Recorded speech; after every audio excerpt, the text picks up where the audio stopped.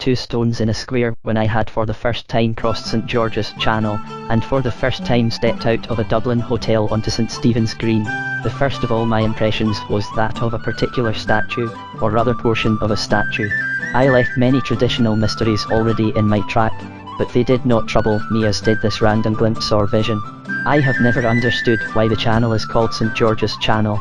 It would seem more natural to call it St Patrick's Channel, since the great missionary did almost certainly cross that unquiet sea and look up at those mysterious mountains.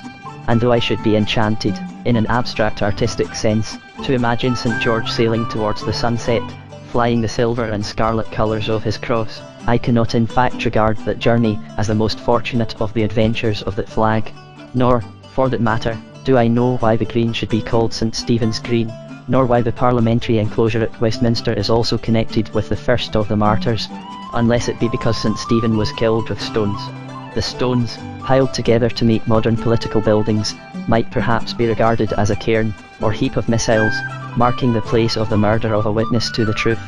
And while it seems unlikely that St Stephen was pelted with statues as well as stones, there are undoubtedly statues that might well kill a Christian at sight. Among these graven stones, from which the saints suffer, I should certainly include some of those figures, in frock coats standing opposite St Stephen's Westminster. There are many such statues in Dublin also, but the one with which I am concerned was at first partially veiled from me, and the veil was at least as symbolic as the vision. I saw what seemed the crooked hind legs of a horse on a pedestal and deduced an equestrian statue, in the somewhat bloated fashion of the early 18th century equestrian statues. But the figure, from where I stood, was wholly hidden in the tops of trees, growing round it in a ring, masking it with leafy curtains or draping it with leafy banners. But they were green banners, that waved and glittered all about it in the sunlight, and the face they hid was the face of an English king. Or rather, to speak more correctly, a German king. When laws can stay, it was impossible that an old rhyme should not run in my head, and words that appealed to the everlasting revolt of the green things of the earth. And when the leaves in summer time their colour dare not show. The rhyme seemed to reach me out of remote times and find arresting fulfilment, like a prophecy. It was impossible not to feel that I had seen an omen. I was conscious vaguely of a vision of green garlands hung on grey stone, and the wreaths were living and growing, and the stone was dead.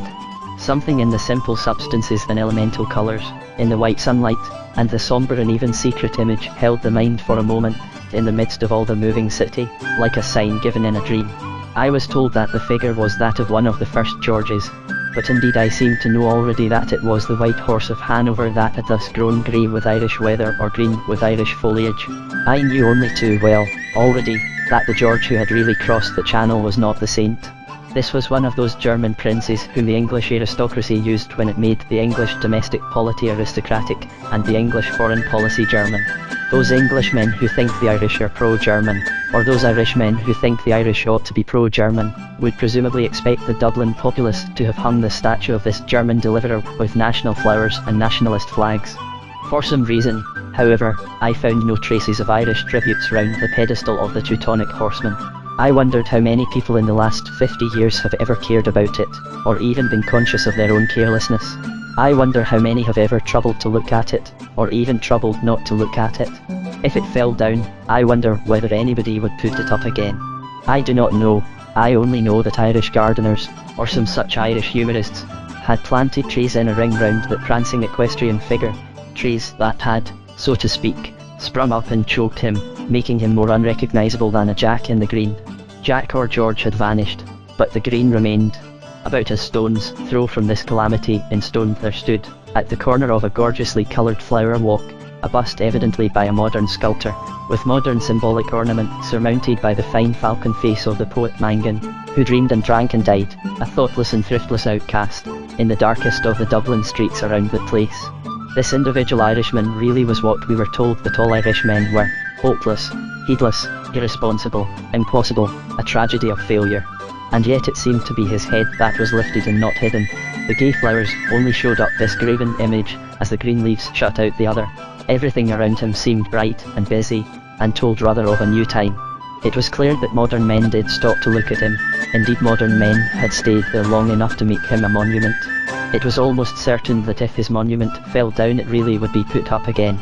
I think it very likely there would be competition among advanced, modern artistic schools of admitted crankiness and unimpeachable lunacy, that somebody would want to cut out a cubist mangan in a style less of stone than of bricks, or to set up a vorticist mangan, like a frozen whirlpool, to terrify the children playing in that flowery lane.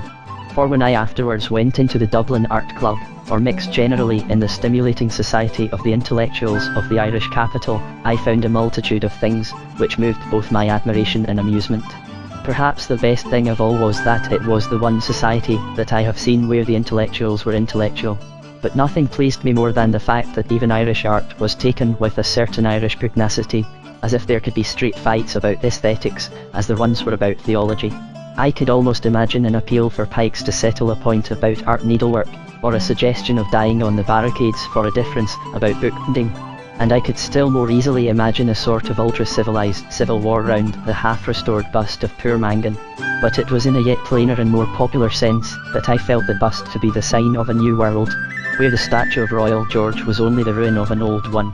And though I have since seen many much more complex, and many decidedly contradictory things in Ireland, the allegory of those two stone images in the public garden has remained in my memory, and has not been reversed. The glorious revolution, the great Protestant deliverer, the Hanoverian succession, these things were the very pageant and apotheosis of success. The Whig aristocrat was not merely victorious, it was as a victor that he asked for victory. The thing was fully expressed in all the florid and insolent statuary of the period, in all those tumid horsemen in Roman uniform and Rococo periwigs, shown as prancing in perpetual motion down shouting streets to their triumphs. Only today the streets are empty and silent, and the horse stands still. Of such a kind was the imperial figure round which the ring of trees had risen, like great green fans to soothe the Sultan, or great green curtains to guard him. But it was in a sort of mockery that his pavilion was thus painted with the colour of his conquered enemies. For the king was dead behind his curtains, his voice will be heard no more, and no man will even wish to hear it, while the world endures. The dynastic 18th century is dead, if anything is dead, and these idols at least are only stones. But only a few yards away, the stone that the builders rejected is really the head of a corner, standing at the corner of a new pathway, coloured and crowded with children and with flowers. That, I suspect, is the paradox of Ireland in the modern world. Everything that was thought progressive as a prancing horse has come to a standstill. Everything that was thought decadent as a dying drunkard has risen from the dead. All that seemed to have reached a cul-de-sac has turned the corner, and stands at the opening of a new road. All that thought itself on a pedestal has found itself up a tree. And that is why those two chance stones seem to me to stand like graven images on either side of the gateway by which a man enters Ireland. And yet I had not left the same small enclosure till I had seen one other sight which was even more symbolic than the flowers near the foot of the poet's pedestal. A few yards beyond the Mangan bust was a model plot of vegetables, like a kitchen garden, with no kitchen or house attached to it, planted out in a patchwork of potatoes, cabbages, and turnips, to prove how much could be done with an acre. And I realised as in a vision that all over the New Ireland that patch is repeated like a pattern, and where there is a real kitchen garden, there is also a real kitchen, and it is not a communal kitchen. It is more typical even than the poet and the flowers, for these flowers are also food, and this poetry is also property, property which, when properly distributed, is the poetry of the average man. It was only afterwards that I could realise all the realities to which this accident corresponded, but even this little public experiment, at the first glance, had something of the meaning of a public monument. It was this which the earth itself had reared against the monstrous image of the German monarch, and I might have called this chapter Cabbages and Kings. My life is passed in making bad jokes and seeing them turn into true prophecies. In the little town in South Bucks, where I live, I remember some talk of appropriate ceremonies in connection with the work of sending vegetables to the fleet. There was a suggestion that some proceedings should end with "God save the King," an amendment by someone of a more naval turn of mind to substitute "Rule Britannia," and the opposition of one individual, claiming to be of Irish extraction, who loudly refused to lend a voice to either. Whatever I retain, in such rural scenes, of the frivolity of Fleet Street, led me to suggest that we could all join in singing "The Wearing of the Greens." But I have since discovered that this remark, like other typical utterances of the village idiot, was in truth inspired, and was a revelation and a vision from across the sea, a vision of what was really being done, not by the village idiots but by the village wise men.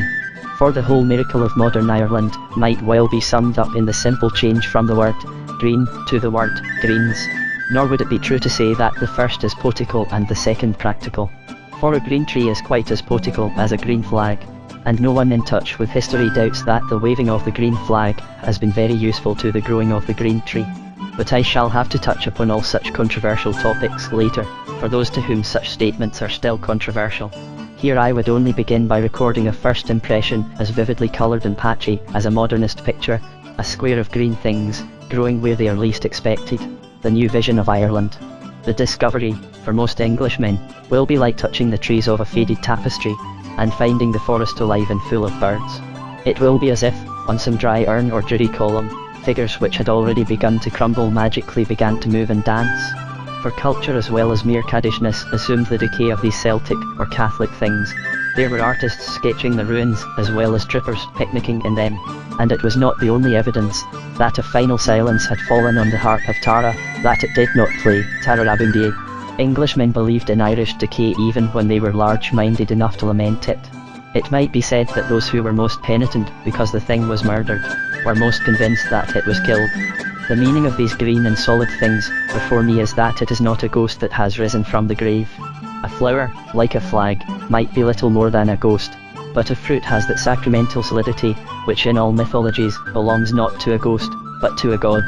This sight of things sustaining, and a beauty that nourishes and does not merely charm, was a premonition of practicality in the miracle of modern Ireland. It is a miracle more marvellous than the resurrection of the dead. It is the resurrection of the body. Chapter 2 The root of reality. The only excuse of literature is to make things new, and the chief misfortune of journalism is that it has to make them old. What is hurried has to be hackneyed. Suppose a man has to write on a particular subject, let us say America. If he has a date to do it in, it is possible that, in the last afterglow of sunset, he may have discovered at least one thing which he himself really thinks about America.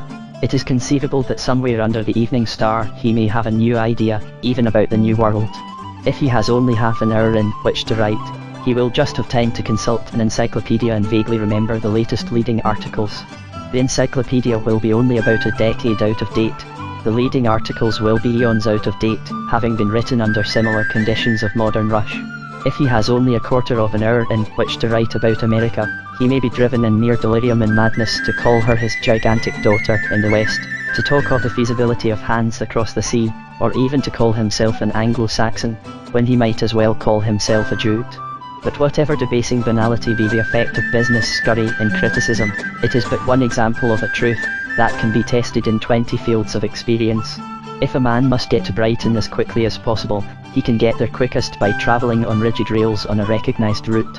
If he has time and money for motoring, he will still use public roads. But he will be surprised to find how many public roads look as new and quiet as private roads. If he has time enough to walk, he may find for himself a string of fresh footpaths, each one a fairy tale. This law of the leisure needed for the awakening of wonder applies, indeed, to things superficially familiar as well as to things superficially fresh. The chief case for old enclosures and boundaries is that they enclose a space in which new things can always be found later, like live fish within the four corners of a net. The chief charm of having a home that is secure is having leisure to feel it as strange. I have often done the little I could to correct the stale trick of taking things for granted, all the more because it is not even taking them for granted. It is taking them without gratitude, that is, emphatically as not granted. Even one's own front door, released by one's own latchkey, should not only open inward on things familiar, but outward on things unknown. Even one's own domestic fireside should be wild as well as domesticated, for nothing could be wilder than fire. But if this light of the higher ignorance should shine even on familiar places, it should naturally shine most clearly on the roads of a strange land. It would be well if a man could enter Ireland really knowing that he knows nothing about Ireland, if possible, not even the name of Ireland. The misfortune is that most men know the name too well, and the thing too little. This book would probably be a better book, as well as a better joke, if I were to call the island throughout by some name like Atlantis, and only reveal on the last page that I was referring to Ireland. Englishmen would see a situation of great interest, objects with which they could feel considerable sympathy, and opportunities of which they might take considerable advantage, if only they would really look at the place plain and straight, as they would at some entirely new island, with an entirely new name, discovered by that seafaring adventure which is the real romance of England. In short, the Englishman might do something with it, if he would only treat it as an object in front of him, and not as a subject or story left behind him. There will be occasion later to say all that should be said of the need of studying the Irish story. But the Irish story is one thing and what is called the Irish question quite another, and in a purely practical sense, the best thing a stranger can do is to forget the Irish question and look at the Irish. If he looked at them simply and steadily, as he would look at the natives of an entirely new nation with a new name, he would become conscious of a very strange but entirely solid fact. He would become conscious of it, as a man in a fairy tale might become conscious that he had crossed the border of fairyland, by such a trifle as a talking cow or a haystack walking about on legs. For the Irish question has never been discussed in England. Men have discussed Home Rule, but those who advocated it most warmly, and as I think wisely, did not even know what the Irish meant by home. Men have talked about unionism, but they have never even dared to propose union. A unionist ought to mean a man who is not even conscious of the boundary of the two countries, who can walk across the frontier of fairyland, and not even notice the walking haystack. As a fact, the unionist always shoots at the haystack, though he never hits it. But the limitation is not limited to unionists. As I have already said, the English radicals have been quite as incapable of going to the root of the matter. Half the case for Home Rule was that Ireland could not be trusted to the English Home Rulers. They also, to recur to the parable, have been unable to take the talking cow by the horns, for I need hardly say that the talking cow is an Irish bull. What has been the matter with their Irish politics was simply that they were English politics. They discussed the Irish question, but they never seriously contemplated the Irish answer. That is, the Liberal was content with the negative truth, that the Irish should not be prevented from having the sort of law they liked. But the Liberal seldom faced the positive truth, about what sort of law they would like. He instinctively avoided the very imagination of this, for the simple reason that the law the Irish would like is as remote from what is called liberal as from what is called unionist. Nor has the Liberal ever embraced it in his broadest liberality, nor the Unionist ever absorbed it into his most complete unification. It remains outside us altogether, a thing to be stared at like a fairy cow, and by far the wisest English visitor is he who will simply stare at it. Sooner or later he will see what it means, which is simply this, that whether it be a case for coercion or emancipation, and it might be used either way, the fact is that a free Ireland would not only not be what we call lawless, but might not even be what we call free. So far from being an anarchy, it would be an orderly and even conservative civilization, like the Chinese. But it would be a civilization so fundamentally different from our own, that our own liberals would differ from it as much as our own conservatives. The fair question for an Englishman is whether that fundamental difference would make division dangerous. It has already made union impossible. Now in turning over these notes of so brief a visit, suffering from all the stale scurry of my journalistic trade, I have been in doubt between a chronological and a logical order of events. But I have decided in favour of logic, of the highlight that really revealed the picture, and by which I firmly believe that everything else should be seen. And if anyone were to ask me what was the sight that struck me most in Ireland, both as strange and as significant, I should know what to reply. I saw it long after I had seen the Irish cities, had felt something of the brilliant bitterness of Dublin and the stagnant optimism of Belfast, but I put it first here because I am certain that without it all the rest is meaningless, that it lies behind all politics, enormous and silent, as the great hills lie beyond Dublin. I was moving in a hired motor down a road in the northwest, towards the middle of the rainy autumn. I was not moving very fast, because the progress was slowed down to a solemn procession by crowds of families with their cattle and livestock going to the market beyond, which things also are an allegory. But what struck my mind and stuck in it was this, that all down one side of the road, as far as we went, the harvest was gathered in neatly and safely, and all down the other side of the road it was rotting in the rain. Now the side where it was safe was a string of small plots worked by peasant proprietors, as petty by our standards as a row of the cheapest villas. The land on which all the harvest was wasted was the land of a large modern estate.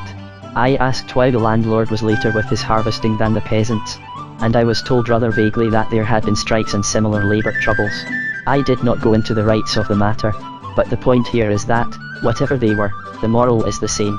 You may curse the cruel capitalist landlord or you may rave at the ruffianly Bolshevist strikers, but you must admit that between them they had produced a stoppage, which the peasant proprietorship a few yards off did not produce. You might support either where they conflicted, but you could not deny the sense in which they had combined, and combined to prevent what a few rustics across the road could combine to produce. For all that we in England agree about and disagree about, all for which we fight and all from which we differ, our darkness and our light, our heaven and hell, were there on the left side of the road. On the right side of the road lay something so different that we do not even differ from it. It may be that trusts are rising like towers of gold and iron, overshadowing the earth and shutting out the sun, but they are only rising on the left side of the road.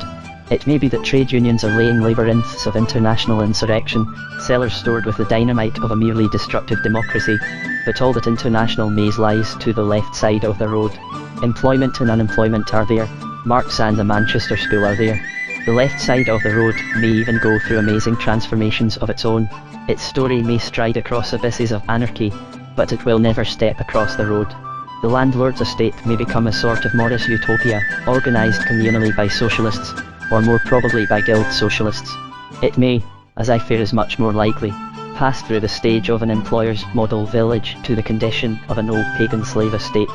But the peasants across the road would not only refuse the servile state, but would quite as resolutely refuse the utopia. Europe may seem to be torn from end to end by the blast of a Bolshevist trumpet, sundering the bourgeois from the proletarian, but the peasant across the road is neither a bourgeois or a proletarian. England may seem to be rent by an irreconcilable rivalry between capital and labour, but the peasant across the road is both a capitalist and a labourer. He is several other curious things, including the man who got his crops in first, who was literally first in the field. To an Englishman, especially a Londoner, this was like walking to the corner of a London street and finding the policeman in rags, with a patch on his trousers and a smudge on his face, but the crossing sweeper wearing a single eyeglass and a suit fresh from a West End tailor. In fact, it was nearly as surprising as a walking haystack or a talking cow.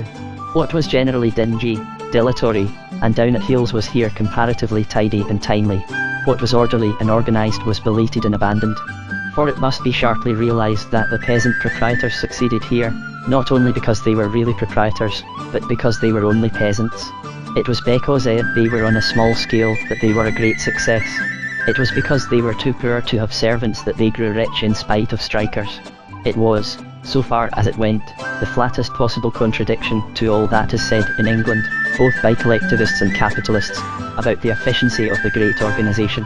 For in so far as it had failed, it had actually failed, not only through being great, but through being organised. On the left side of the road, the big machine had stopped working, because it was a big machine. The small men were still working, because they were not machines. Such were the strange relations of the two things, that the stars in their courses fought against capitalism, that the very clouds rolling over that rocky valley wad for its pegs against its giants. The rain falls alike on the just and the unjust, yet here it had not fallen alike on the rich and poor. It had fallen to the destruction of the rich. Now I do, as a point of personal opinion, believe that the right side of the road was really the right side of the road. That is, I believe it represented the right side of the question, that these little pottering peasants had got hold of the true secret, which is missed both by capitalism and collectivism. But I am not here urging my own preferences on my own countrymen, and I am not concerned primarily to point out that this is an argument against capitalism and collectivism. What I do point out is that it is the fundamental argument against unionism. Perhaps it is, on that ultimate level, the only argument against unionism, which is probably why it is never used against unionists. I mean, of course, that it was never really used against English unionists by English Home Rulers, in the recriminations of that Irish question, which was really an English question. The essential demanded of that question was merely that it should be an open question, a thing rather like an open wound. Modern industrial society is fond of problems, and therefore not at all fond of solutions. A consideration of those who really have understood this fundamental fact will be sufficient to show how confusing and useless are the mere party labels in the matter. George Wyndham was a unionist who was deposed because he was a Home Ruler. Sir Horace Plunkett is a unionist who is trusted because he is a Home Ruler.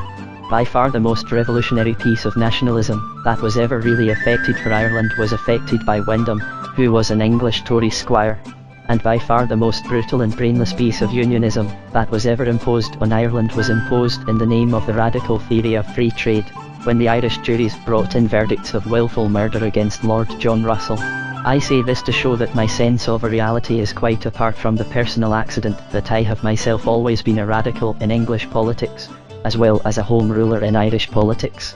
But I say it even more in order to reaffirm that the English have first to forget all their old formulae and look at a new fact. It is not a new fact, but it is new to them. To realise it, we must not only go outside the British parties, but outside the British Empire, outside the very universe of the ordinary Briton. The real question can be easily stated, for it is as simple as it is large. What is going to happen to the peasantries of Europe, or for that matter of the whole world? It would be far better, as I have already suggested, if we could consider it as a new case of some peasantry in Europe, or somewhere else in the world. It would be far better if we ceased to talk of Ireland and Scotland, and began to talk of Ireland and Serbia. Let us, for the sake of our own mental composure, call this unfortunate people Slovenes. But let us realise that these remote Slovenes are, by the testimony of every truthful traveller, rooted in the habit of private property, and now ripening into a considerable private prosperity. It will often be necessary to remember that the Slovenes are Roman Catholics, and that, with that impatient pugnacity which marks the Slovene temperament, they have often employed violence, but always for the restoration of what they regarded as a reasonable system of private property. Now in 100 determining districts, of which France is the most famous, this system has prospered. It has its own faults as well as its own merits, but it has prospered. What is going to happen to it? I will here confine myself to saying with the most solid confidence what is not going to happen to it. It is not going to be really ruled by socialists, and it is not going to be really ruled by merchant princes, like those who ruled Venice or like those who rule England. It is not merely that England ought not to rule Ireland, but that England cannot. It is not merely that Englishmen cannot rule Irishmen, but that merchants cannot rule peasants. It is not so much that we have dealt benefits to England and blows to Ireland. It is that our benefits for England would be blows to Ireland. And this we already began to admit in practice, before we had even dimly begun to conceive it in theory. We do not merely admit it in special laws against Ireland like the Coercion Acts, or special laws in favour of Ireland like the Land Acts. It is admitted even more by specially exempting Ireland than by specially studying Ireland. In other words, whatever else the Unionists want, they do not want to unite. They are not quite so mad as that. I cannot myself conceive any purpose in having one parliament except to pass one law, and one law for England and Ireland is simply something that becomes more insanely impossible every day. If the two societies were stationary, they would be sufficiently separate, but they are both moving rapidly in opposite directions. England may be moving towards a condition which some call socialism and I call slavery, but whatever it is, Ireland is speeding farther and farther from it. Whatever it is, the men who manage it will no more be able to manage a European peasantry than the peasants in these mud cabins could manage the stock exchange. All attempts, whether imperial or international, to lump these peasants along with some large and shapeless thing called labour, are part of a cosmopolitan illusion which sees mankind as a map. The world of the international is a pill, as round and as small. It is true that all men want health, but it is certainly not true that all men want the same medicine. Let us allow the cosmopolitan to survey the world from China to Peru, but do not let us allow the chemist to identify Chinese opium and Peruvian bark. My parallel about the Slovenes was only a fancy, yet I can give a real parallel from the Slavs, which is a fact. It was a fact from my own experience in Ireland, and it exactly illustrates the real international sympathies of peasants. Their internationalism has nothing to do with the international. I had not been in Ireland many hours when several people mentioned to me with considerable excitement some news from the continent. They were not, strange as it may seem, dancing with joy over the disaster of Caporetto, or glowing with admiration of the Crown Prince. Few really rejoiced in English defeats, and none really rejoiced in German victories. It was news about the Bolshevists, but it was not the news of how nobly they had given votes to the Russian women, nor of how savagely they had fired bullets into the Russian princesses. It was the news of a check to the Bolshevists, but it was not a glorification of Kerensky or Kornilov, or any of the newspaper heroes who seem to have satisfied us all, so long as their names began with K and nobody knew anything about them. In short, it was nothing that could be found in all our myriad newspaper articles on the subject. I would give an educated Englishman 100 guesses about what it was, but even if he knew it he would not know what it meant.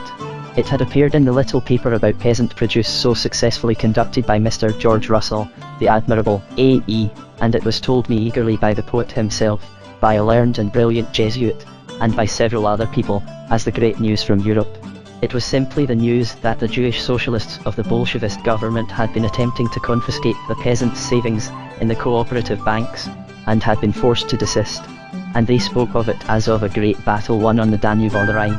That is what I mean when I say that these people are of a pattern and belong to a system which cuts across all their own political divisions. They felt themselves fighting the socialist as fiercely as any capitalist can feel it. But they not only knew what they were fighting against, but what they were fighting for, which is more than the capitalist does.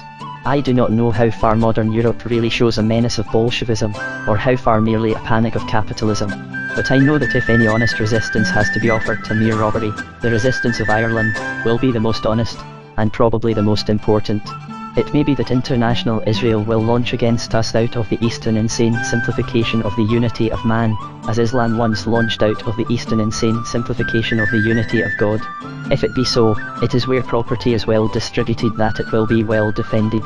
The post of honour will be with those who fight in very truth for their own land. If ever there came such a drive of wild dervishes against us, it would be the chariots and elephants of plutocracy that would roll in confusion and rout, and the squares of the peasant infantry would stand.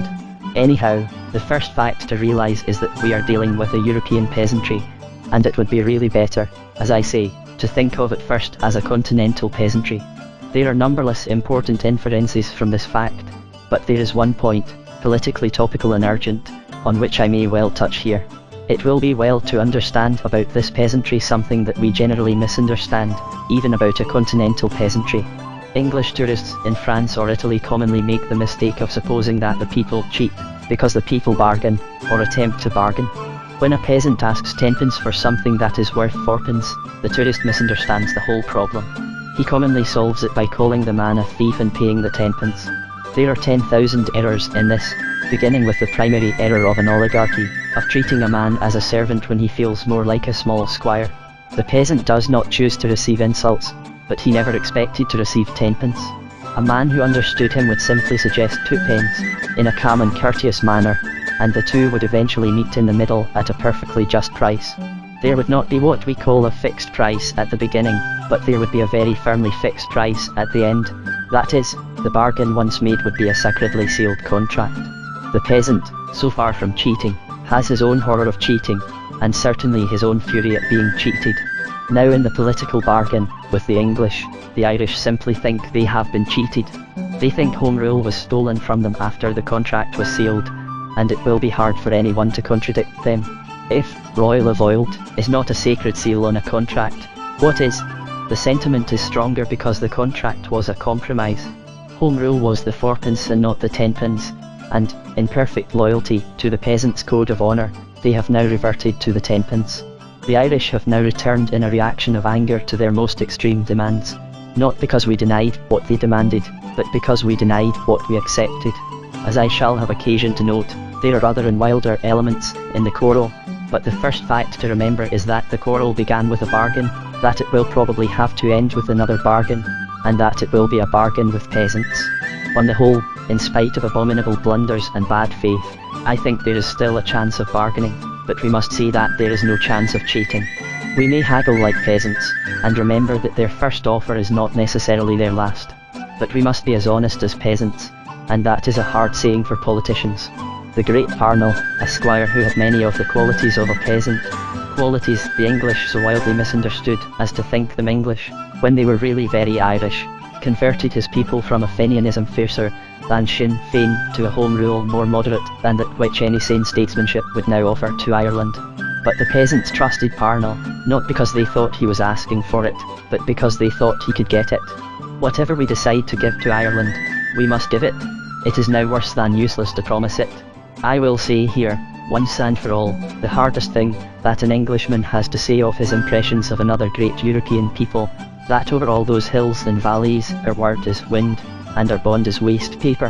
But, in any case, the peasantry remains, and the whole weight of the matter is that it will remain. It is much more certain to remain than any of the commercial or colonial systems that will have to bargain with it. We may honestly think that the British Empire is both more liberal and more lasting than the Austrian Empire, or other large political combinations. But a combination like the Austrian Empire could go to pieces, and 10 such combinations could go to pieces, before people like the Serbians ceased to desire to be peasants, and to demand to be free peasants. And the British combination, precisely because it is a combination and not a community, is in its nature more lax and liable to real schism than this sort of community, which might almost be called a communion. Any attack on it is like an attempt to abolish grass, which is not only the symbol of it in the old national song, but it is a very true symbol of it in any new philosophic history, a symbol of its equality, its ubiquity, its multiplicity, and its mighty power to return. To fight against grass is to fight against God. We can only so mismanage our own city and our own citizenship that the grass grows in our own streets. And even then it is our streets that will be dead, and the grass will still be alive. Chapter 3: The Family and the Feud. There was an old joke of my childhood, to the effect that men might be grouped together with reference to their Christian names. I have forgotten the cases then under consideration, but contemporary examples would be sufficiently suggestive today. A ceremonial brotherhood in arms between Father Bernard Vaughan and Mr. Bernard Shaw seems full of possibilities. I am faintly pleased with the fancy of Mr. Arnold Bennett, endeavouring to extract the larger humanities of fiction from the political differences of Mr. Arnold White and Mr. Arnold Lupton. I should pass my own days in the exclusive society of Professor Gilbert Murray and Sir Gilbert Parker, whom I can conceive as differing on some points from each other, and on some points from me.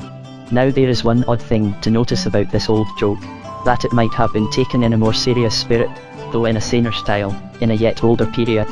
This fantasy of the Victorian age might easily have been a fact of the Middle Ages. There would have been nothing abnormal in the moral atmosphere of medievalism in some feast or pageant celebrating the fellowship of men who had the same patron saint. It seems mad and meaningless now, because the meaning of Christian names has been lost. They have fallen into a kind of chaos and oblivion which is highly typical of our time. I mean that there are still fashions in them, but no longer reasons for them. For a fashion is a custom without a cause. A fashion is a custom to which men cannot get accustomed, simply because it is without a cause. That is why our industrial societies, touching every topic from the cosmos to the coat collars, are merely swept by a succession of modes which are merely moods. They are customs that fail to be customary. And so amid all our fashions in Christian names, we have forgotten all that was meant by the custom of Christian names. We have forgotten all the original facts about a Christian name, but, above all, the fact that it was Christian. Now if we note this process going on in the world of London or Liverpool, we shall see that it has already gone even farther and fared even worse. The surname also is losing its root and therefore its reason. The surname has become as solitary as a nickname. For it might be argued that the first name is meant to be an individual and even isolated thing, but the last name is certainly meant, by all logic in history, to link a man with his human origins, habits, or habitation. Historically, it was a word taken from the town he lived in or the trade, guild to which he belonged. Legally it is still the word on which all questions of legitimacy, succession, and testamentary arrangements turn. It is meant to be the corporate name, in that sense it is meant to be the impersonal name, as the other is meant to be the personal name. Yet in the modern mode of industrialism, it is more and more taken in a manner at once lonely and light. Any corporate social system built upon it would seem as much of a joke as the joke about Christian names with which I began.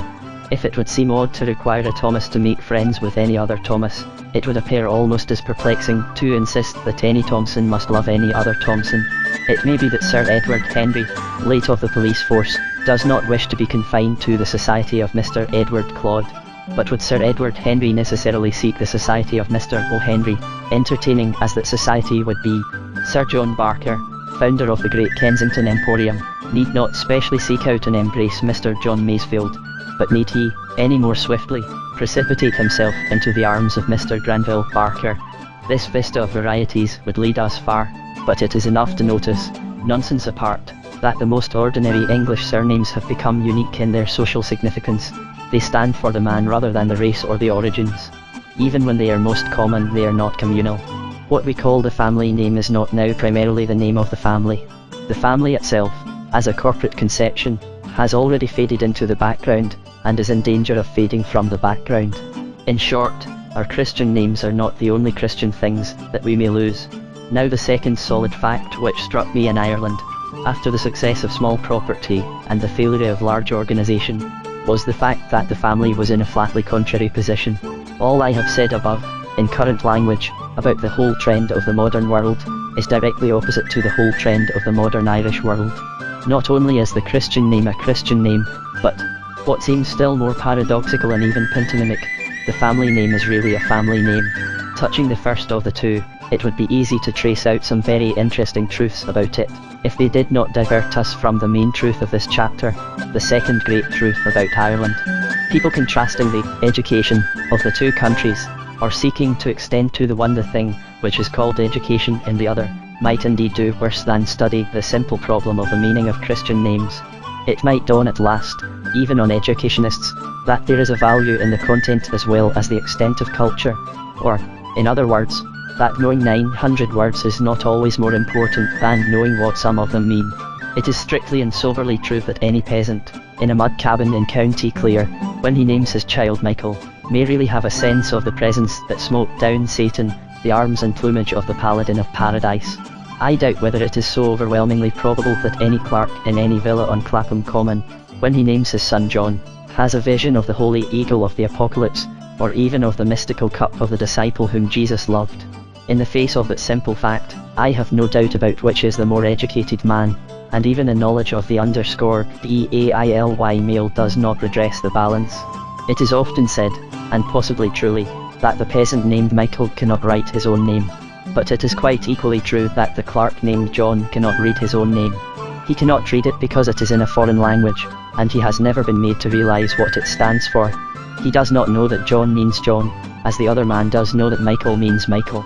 In the rigidly realistic sense, the pupil of industrial intellectualism does not even know his own name.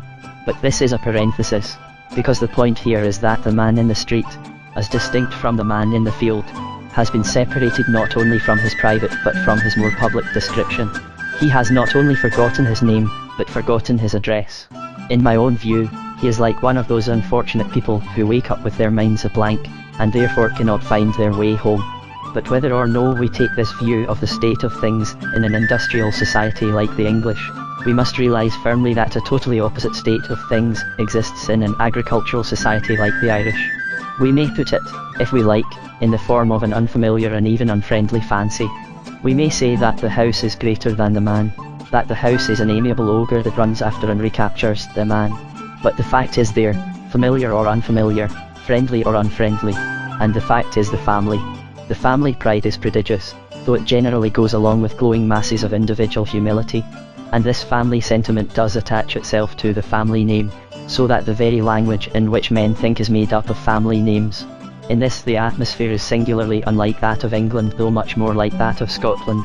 Indeed, it will illustrate the impartial recognition of this, apart from any partisan deductions, that it is equally apparent in the place where Ireland and Scotland are supposed to meet. It is equally apparent in Ulster, and even in the Protestant corner of Ulster. In all the Ulster propaganda I came across, I think the thing that struck me most sharply was one phrase in one Unionist leading article.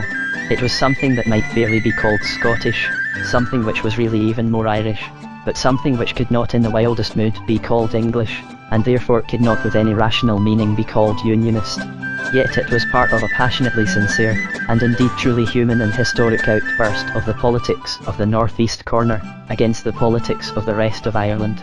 Most of us remember that Sir Edward Carson put into the government a legal friend of his named Campbell. It was at the beginning of the war, and few of us thought anything of the matter except that it was stupid to give posts to Carsonites at the most delicate crisis of the cause in Ireland. Since then, as we also know, the same Campbell has shown himself a sensible man, which I should translate as a practical home ruler, but which is anyhow something more than what is generally meant by a Carsonite. I entertain, myself, a profound suspicion that Carson also would very much like to be something more than a Carsonite. But however this may be, his legal friend of whom I speak made an excellent speech, containing some concession to Irish popular sentiment. As might have been expected, there were furious denunciations of him in the press of the Orange Party, but not more furious than might have been found in the _MORNING Post or any Tory paper. Nevertheless, there was one phrase that I certainly never saw in the _MORNING Post or the _SATURDAY review. One phrase I should never expect to see in any English paper, though I might very probably see it in a Scotch paper. It was this sentence that was read to me from the leading article of a paper in Belfast. There never was treason, yet but a Campbell was at the bottom of it. I give the extract as it was given to me. I am quite conscious of a curious historical paradox about it. A curse against Campbells would seem to be a Jacobite rather than a Williamite tradition. It may suggest interesting complications of Scottish feuds in Ireland, but it serves as one of 1,000 cases of this fact about the family. Let anybody imagine an Englishman saying, about some business quarrel, "How like an Atkins?" Or, "What could you expect of a Wilkinson?" A moment's reflection will show that it would be even more impossible touching public men in public quarrels. No English liberal ever connected the earlier exploits of the present Lord Birkenhead with atavistic influences, or the totem of the wide and wandering tribe of Smith. No English patriot traced back the family tree of any English pacifist, or said there was never treason, yet but a Pringle was at the bottom of it. It is the indefinite article that is here the definite distinction. It is the expression, a Campbell, which suddenly transforms the scene, and covers the robes of one lawyer with the 10,000 tartans of a whole clan. Now that phrase is the phrase that meets the traveller everywhere in Ireland. Perhaps the next most arresting thing I remember, after the Agrarian Revolution, was the way in which one poor Irishman happened to speak to me about Sir Roger Casement. He did not praise him as a deliverer of Ireland. He did not abuse him as a disgrace to Ireland. He did not say anything of the 20 things one might expect him to say. He merely referred to the rumour that Casement meant to become a Catholic just before his execution, and expressed a sort of distant interest in it. He added, "He's always been a black Protestant. All the Casements are black Protestants." I confess that, at the moment of that morbid story, there seemed to me to be something unearthly about the very idea of there being other Casements.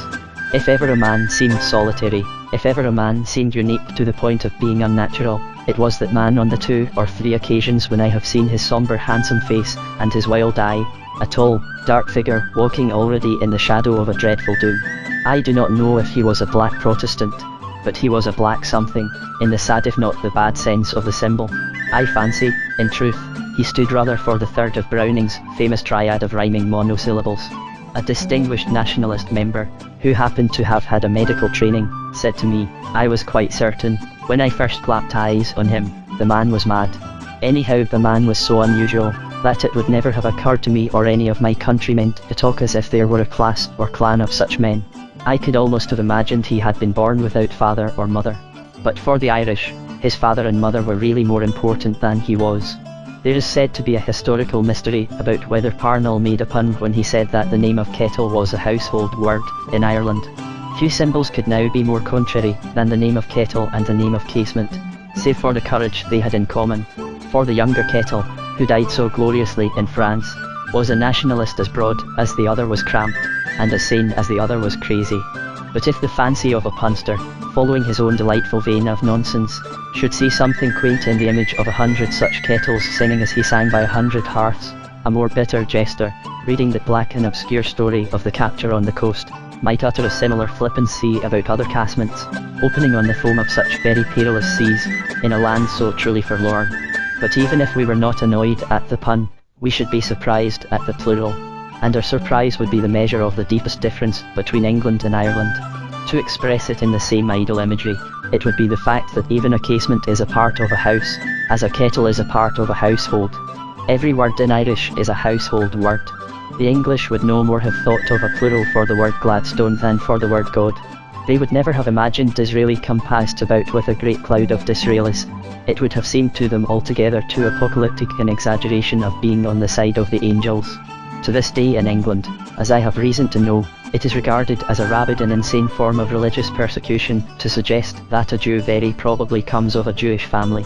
In short, the modern English, while their rulers are willing to give due consideration to eugenics as a reasonable opportunity for various forms of polygamy and infanticide, are drifting farther and farther from the only consideration of eugenics that could possibly be fit for Christian men, the consideration of it as an accomplished fact.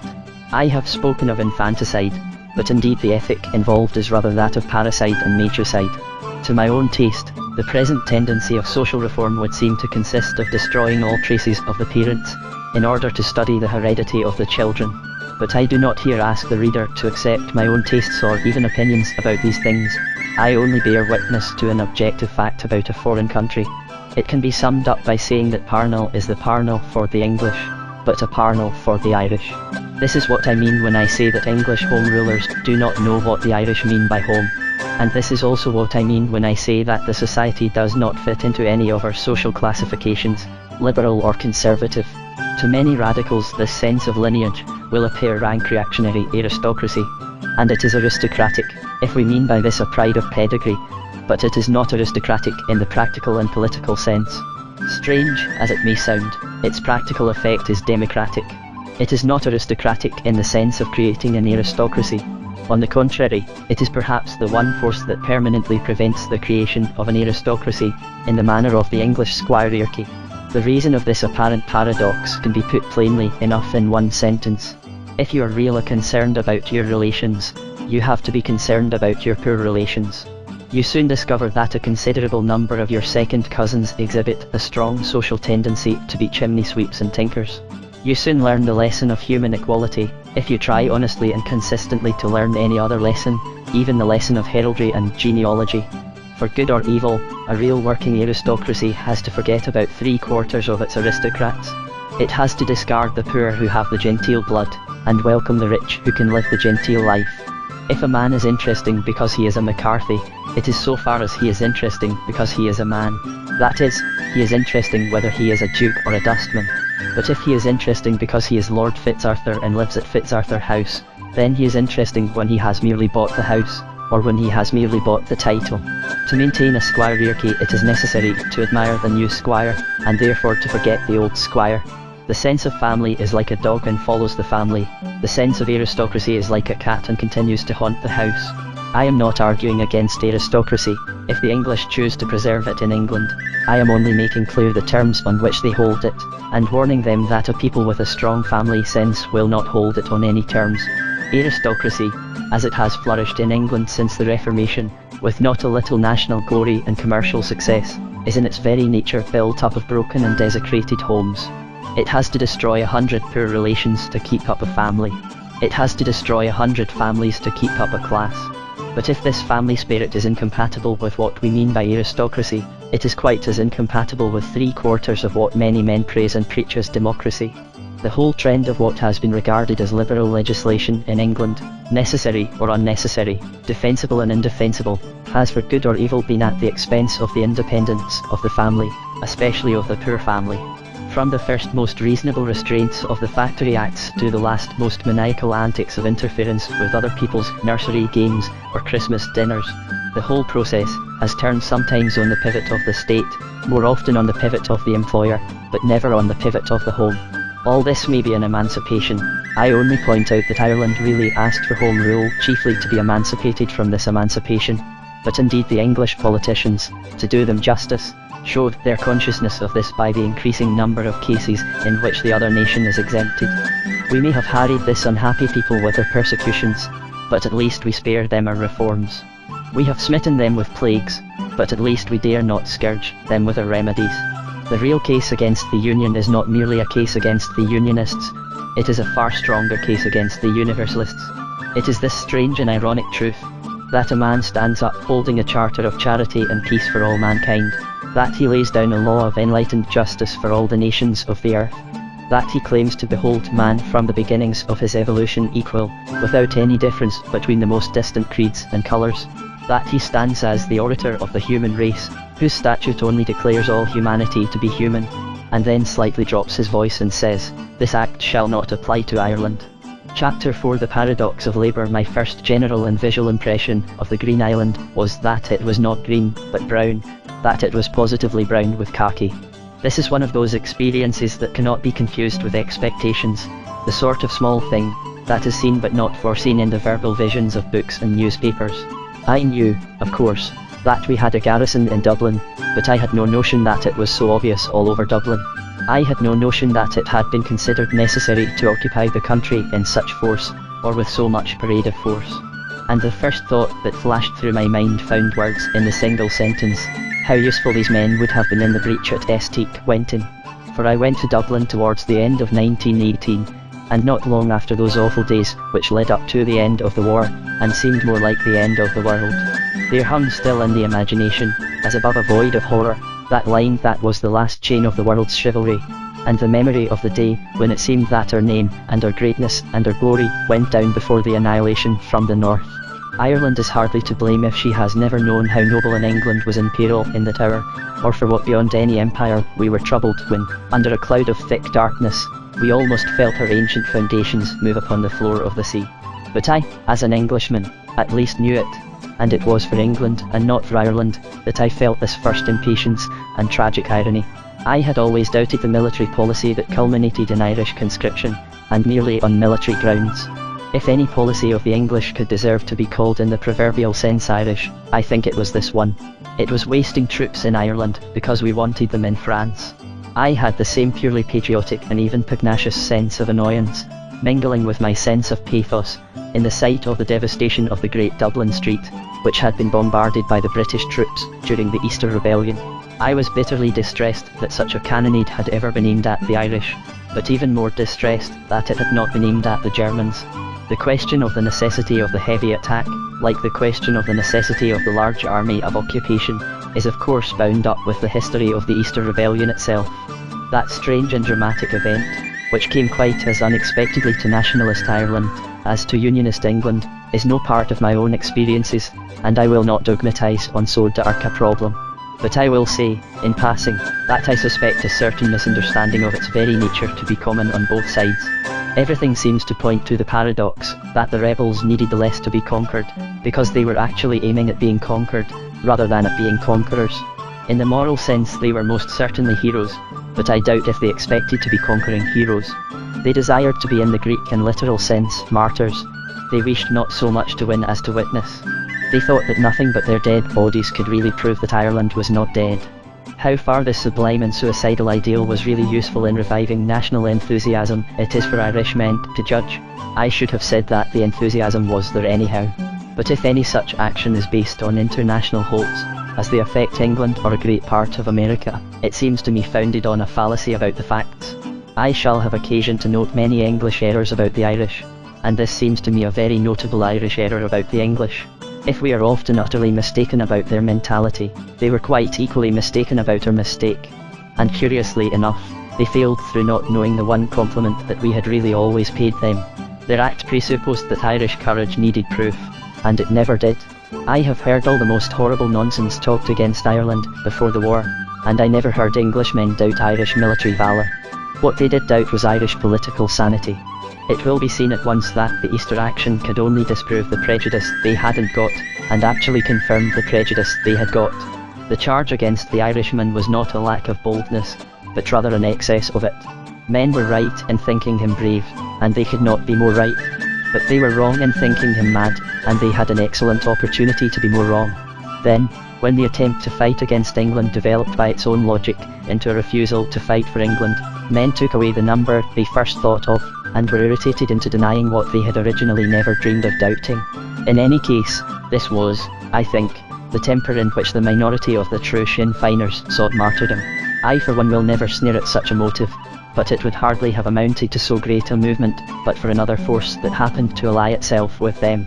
It is for the sake of this that I have here begun with the Easter tragedy itself, for with the consideration of this we come to the paradox of Irish labour. Some of my remarks on the stability and even repose of a peasant society may seem exaggerated in the light of a labour agitation that breaks out in Ireland as elsewhere, but I have particular and even personal reasons for regarding that agitation as the exception that proves the rule. It was the background of the peasant landscape that made the Dublin strike the peculiar sort of drama that it was, and this operated in two ways. First, by isolating the industrial capitalist as something exceptional and almost fanatical, and second, by reinforcing the proletariat with a vague tradition of property. My own sympathies were all with Larkin and Connolly as against the late Mr. Murphy, but it is curious to note that even Mr. Murphy was quite a different kind of man from the Lord Something who is the head of a commercial combine in England. He was much more like some morbid prince of the 15th century, full of cold anger, not without perverted piety. But the first few words I heard about him in Ireland were full of that vast, vague fact which I have tried to put first among my impressions. I have called it the family, but it covers many cognate things, youth and old friendships, not to mention old quarrels. It might be more fully defined as a realism about origins. The first things I heard about Murphy were facts of his forgotten youth, or a youth that would in England have been forgotten. They were tales about friends of his simpler days, with whom he had set out to push some more or less sentimental vendetta against somebody. Suppose whenever we talked of Harrod's stores we heard first about the boyish daydreams of Harrod. Suppose the mention of Bradsh as railway guide brought up tales of feud and first love in the early life of Mr. Bradshaw, or even of Mrs. Bradshaw. That is the atmosphere, to be felt rather than described, that a stranger in Ireland feels around him. English journalism and gossip, dealing with English businessmen, are often precise about the present and prophetic about the future, but seldom communicative about the past. Et pour cause. They will tell us where the capitalist is going to, as to the House of Lords, or to Monte Carlo, or inferentially to heaven, but they say as little as possible about where he comes from. In Ireland a man carries the family mansion about with him like a snail, and his father's ghost follows him like his shadow. Everything good and bad that could be said was said, not only about Murphy but about Murphys. An anecdote of the old Irish Parliament describes an orator as gracefully alluding to the presence of an opponent's sister in the ladies' gallery, by praying that wrath overtake the whole accursed generation, from the toothless old hag who is grinning in the gallery to the white-livered poltroon who is shivering on the floor. The story is commonly told as suggesting the rather wild disunion of Irish parties, but it is quite as important a suggestion of the union of Irish families. As a matter of fact, the Great Dublin Strike, a conflagration of which the embers were still glowing at the time of my visit, involved another episode, which illustrates once again this recurrent principle of the reality of the family in Ireland. Some English socialists, it may be remembered, moved by an honourable pity for the poor families starving during the strike, made a proposal for taking the children away and feeding them properly in England. I should have thought the more natural course would have been to give money or food to the parents.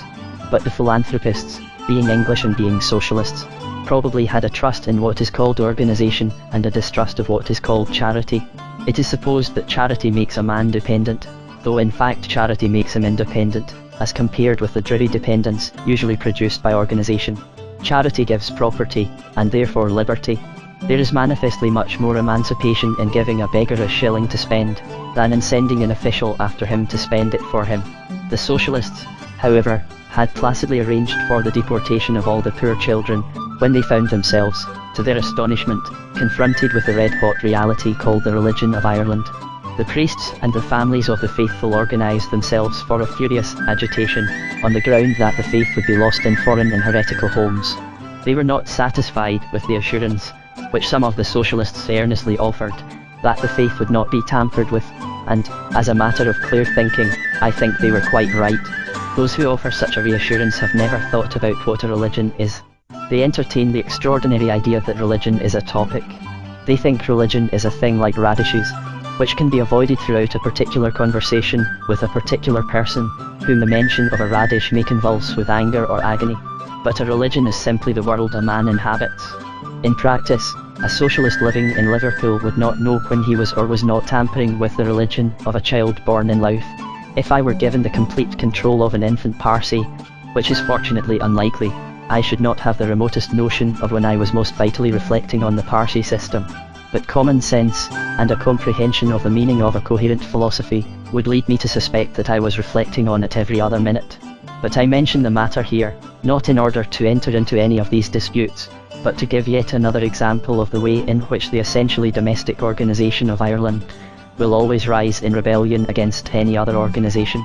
There is something of a parable in the tales of the old evictions, in which the whole family was besieged and resisted together, and the mothers emptied boiling kettles on the besiegers, for any official who interferes with them will certainly get into hot water. We cannot separate mothers and children in that strange land. We can only return to some of our older historical methods and massacre them together. A small incident within my own short experience, however, illustrated the main point involved here, the sense of a peasant base, even of the proletarian attack. And this was exemplified not in any check to labour, but rather in a success for labour, insofar as the issue of a friendly and informal debate may be classed with its more solid successes. The business originally began with a sort of loose-jointed literary lecture, which I gave in the Dublin Theatre, in connection with which I only mention two incidents, in passing, because they both struck me as peculiarly native and national. One concerned only the title of my address, which was, Poetry and Property. An educated English gentleman, who happened to speak to me before the meeting, said with the air of one who foresees that such jokes will be the death of him. Well, I have simply given up puzzling about what you can possibly mean by talking about poetry as something to do with property. He probably regarded the combination of words as a mere alliterative fantasy, like peacocks and Paddington, or polygamy and potatoes. If indeed he did not regard it as a mere combination of incompatible contrasts, like popery and Protestants, or patriotism and politicians. On the same day an Irishman of similar social standing remarked quite carelessly, "I've just seen your subject for tomorrow. I suppose the socialists will reply to you," or words to that effect. The two terms told him at once, not about the lecture, which was literary if it was anything, but about the whole philosophy underlying the lecture, the whole of that philosophy which the lumbering elephant called by Mr. Shaw at Chesterbillock laboriously toils to explain in England, under the ponderous title of distributivism. As Mr. Hugh Law once said, equally truly, about our pitting of patriotism against imperialism, what is a paradox in England is a commonplace in Ireland. My actual monologue, however, dealt merely with the witness of poetry to a certain dignity in man's sense of private possessions, which is certainly not either vulgar ostentation or vulgar greed. The French poet of the Pleiad remembers the slates on his own roof almost as if he could count them, and Mr. W.B. Yeats, in the very wildest vision of a loneliness remote and irresponsible, is careful to make it clear that he knows how many bean rows make 9. Of course there were people of all parties in the theatre, wild Sinn Feiners and conventional Unionists, but they all listened to my remarks as naturally as they might have all listened to an equally incompetent lecture on monkeys or on the mountains of the moon. There was not a word of politics, least of all party politics, in that particular speech. It was concerned with a tradition in art, or at the most, in abstract ethics. But the one amusing thing, which makes me recall the whole incident was this, that when I had finished a stalwart, hearty, heady sort of legal gentleman, a well-known Irish judge I understand, was kind enough to move a vote of thanks to me. And what amused me about him was this, that while I, who am a radical, in sympathy with the revolutionary legend, had delivered a mild essay on minor poets to a placid if bored audience, the judge, who was a pillar of the castle and a conservative sworn to law and order, proceeded with the utmost energy and joy to raise a riot. He taunted the Sinn Feiners and dared them to come out. He trailed his coat if ever a man trailed it in this world. He glorified England, not the Allies, but England, splendid England, sublime England, all in the broadest brogue, just, wise, and merciful England, and so on, flourishing what was not even the flag of his own country, and a thing that had not the remotest connection with the subject in hand, any more than the Great Wall of China. I need not say that the theatre was soon in a roar of protests and repartees, which I suppose was what he wanted. He was a jolly old gentleman, and I liked him. But what interested me about him was this, and it is of some importance in the understanding of his nationality. That sort of man exists in England. I know and like scores of him. Often he is a major, often a squire, sometimes a judge, very occasionally a dean. Such a man talks the most ridiculous reactionary nonsense in an apoplectic fashion over his own port wine, and occasionally in a somewhat gasping manner at an avowedly political meeting. But precisely what the English gentleman would not do, and the Irish gentleman did do, would be to make a scene on a non-political occasion, when all he had to do was to move a formal vote of thanks to a total stranger, who was talking about Ithaca and Innisfree. An English conservative would be less likely to do it than an English radical. The same thing that makes him conventionally political would make him conventionally non-political. He would hate to make too serious a speech on too social an occasion, as he would hate to be in morning dress when everyone else was in evening dress. And whatever coat he wore he certainly would not trail it solely in order to make a disturbance, as did that jolly Irish judge. He taught me that the Irishman is never so Irish as when he is English. He was very like some of the Sinn Feiners who shouted him down, and he would be pleased to know that he helped me to understand them with a greater sympathy. I have wandered from the subject in speaking of this trifle, thinking it worthwhile to note the positive and provocative quality of all Irish opinion, but it was my purpose only to mention this small dispute as leading up to another. I had some further talk about poetry and property with Mr. Yeats at the Dublin Arts Club, and here again I am tempted to irrelevant but for me interesting matters. For I am conscious throughout of saying less than I could wish of 1,000 things, my omission of which is not altogether thoughtless, far less thankless. There have been and will be better sketches than mine of all that attractive society, the paradox of an intelligentsia that is intelligent. I could write a great deal, not only about those I value as my own friends, like Catherine Tynan or Stephen Gwynne, but about men with whom my meeting was all too momentary, about the elvish energy conveyed by Mr. James Stephens, the social greatness of Dr. Gogorty, who was like a witty legend of the 18th century, of the unique universalism of A.E., who has something of the presence of William Morris, and a more transcendental type of the spiritual hospitality of Walt Whitman. But I am not in this rough sketch trying to tell Irishmen what they know already, but trying to tell Englishmen some of the large and simple things that they do not always know. The large matter concerned here is labour, and I have only paused upon the other points because they were the steps which accidentally led up to my first meeting with this great force. And it was none the less a fact in support of my argument because it was something of a joke against myself. On the occasion I have mentioned, a most exhilarating evening at the Arts Club, Mr. Yeats asked me to open a debate at the Abbey Theatre, defending property on its more purely political side. My opponent was one of the ablest of the leaders of Liberty Hall, the famous stronghold of Labour politics in Dublin, Mr. Johnson, an Englishman like myself, but one deservedly popular with the proletarian Irish. He made a most admirable speech, to which I mean no disparagement when I say that I think his personal popularity had even more weight than his personal eloquence. My own argument was confined to the particular value of small property as a weapon of militant democracy, and was based on the idea that the citizen resisting injustice could find no substitute for private property, for every other impersonal power, however democratic in theory, must be bureaucratic in form. I said, as a flippant figure of speech, that committing property to any officials, even guild officials, was like having to leave one's legs in the cloakroom along with one's stick or umbrella. The point is that a man may want his legs at any minute, to kick a man or to dance with a lady, and recovering them may be postponed by any hitch, from the loss of the ticket to the criminal flight of the official. So in a social crisis, such as a strike, a man must be ready to act without officials who may hamper or betray him, and I asked whether many more strikes would not have been successful, if each striker had owned so much as a kitchen garden to help him to live.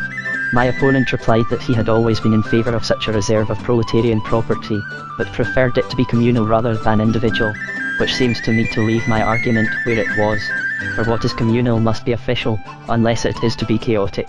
Two minor jokes, somewhat at my expense, remain in my memory. I appear to have caused some amusement by cutting a pencil with a very large Spanish knife, which I value, as it happens, as the gift of an Irish priest who is a friend of mine, and which may therefore also be regarded as a symbolic weapon, a sort of sword of the spirit. Whether the audience thought I was about to amputate my own legs in illustration of my own metaphor, or that I was going to cut Mr. Johnson's throat in fury at finding no reply to his arguments, I do not know. The other thing which struck me as funny was an excellent retort by Mr. Johnson himself, who had said something about the waste of property on guns, and who interrupted my remark that there would never be a good revolution without guns, by humorously calling out, "treason." As I told him afterwards, few scenes would be more artistic than that of an Englishman, sent over to recruit for the British Army, being collared and given up to justice, or injustice, by a pacifist from Liberty Hall. But all throughout the proceedings I was conscious, as I say, of a very real popular feeling supporting the mere personality of my opponent, as in the ovation he received before he spoke at all, or the applause given to a number of his topical asides, allusions which I could not always understand. After the meeting a distinguished Southern Unionist, who happens to own land outside Dublin, said to me, "Of course, Johnson has just had a huge success in his work here. Liberty Hall has just done something that has really never been done before in the whole trade union movement. He has really managed to start a trade union for agricultural labourers. I know, because I've had to meet their demands. You know how utterly impossible it has always been really to found a union of agricultural labourers in England. I did know it, and I also knew why it had been possible to found one in Ireland.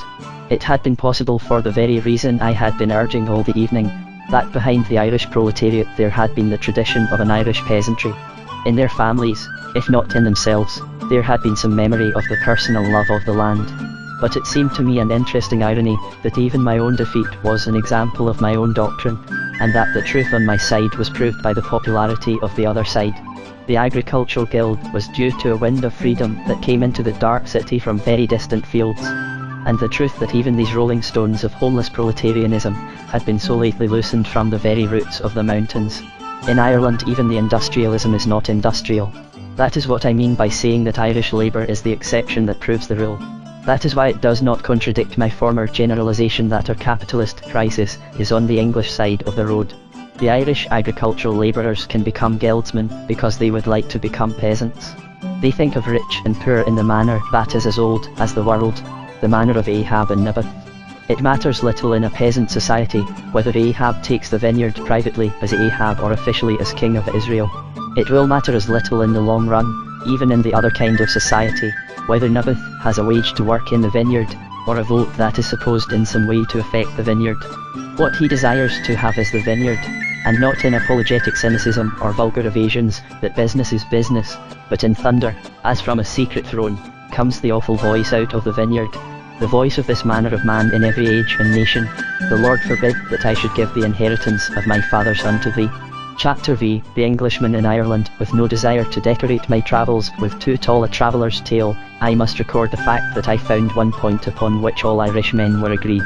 It was the fact that, for some reason or other, there had been a very hopeful beginning of Irish volunteering at the beginning of the war, and that, for some reason or other, this had failed in the course of the war.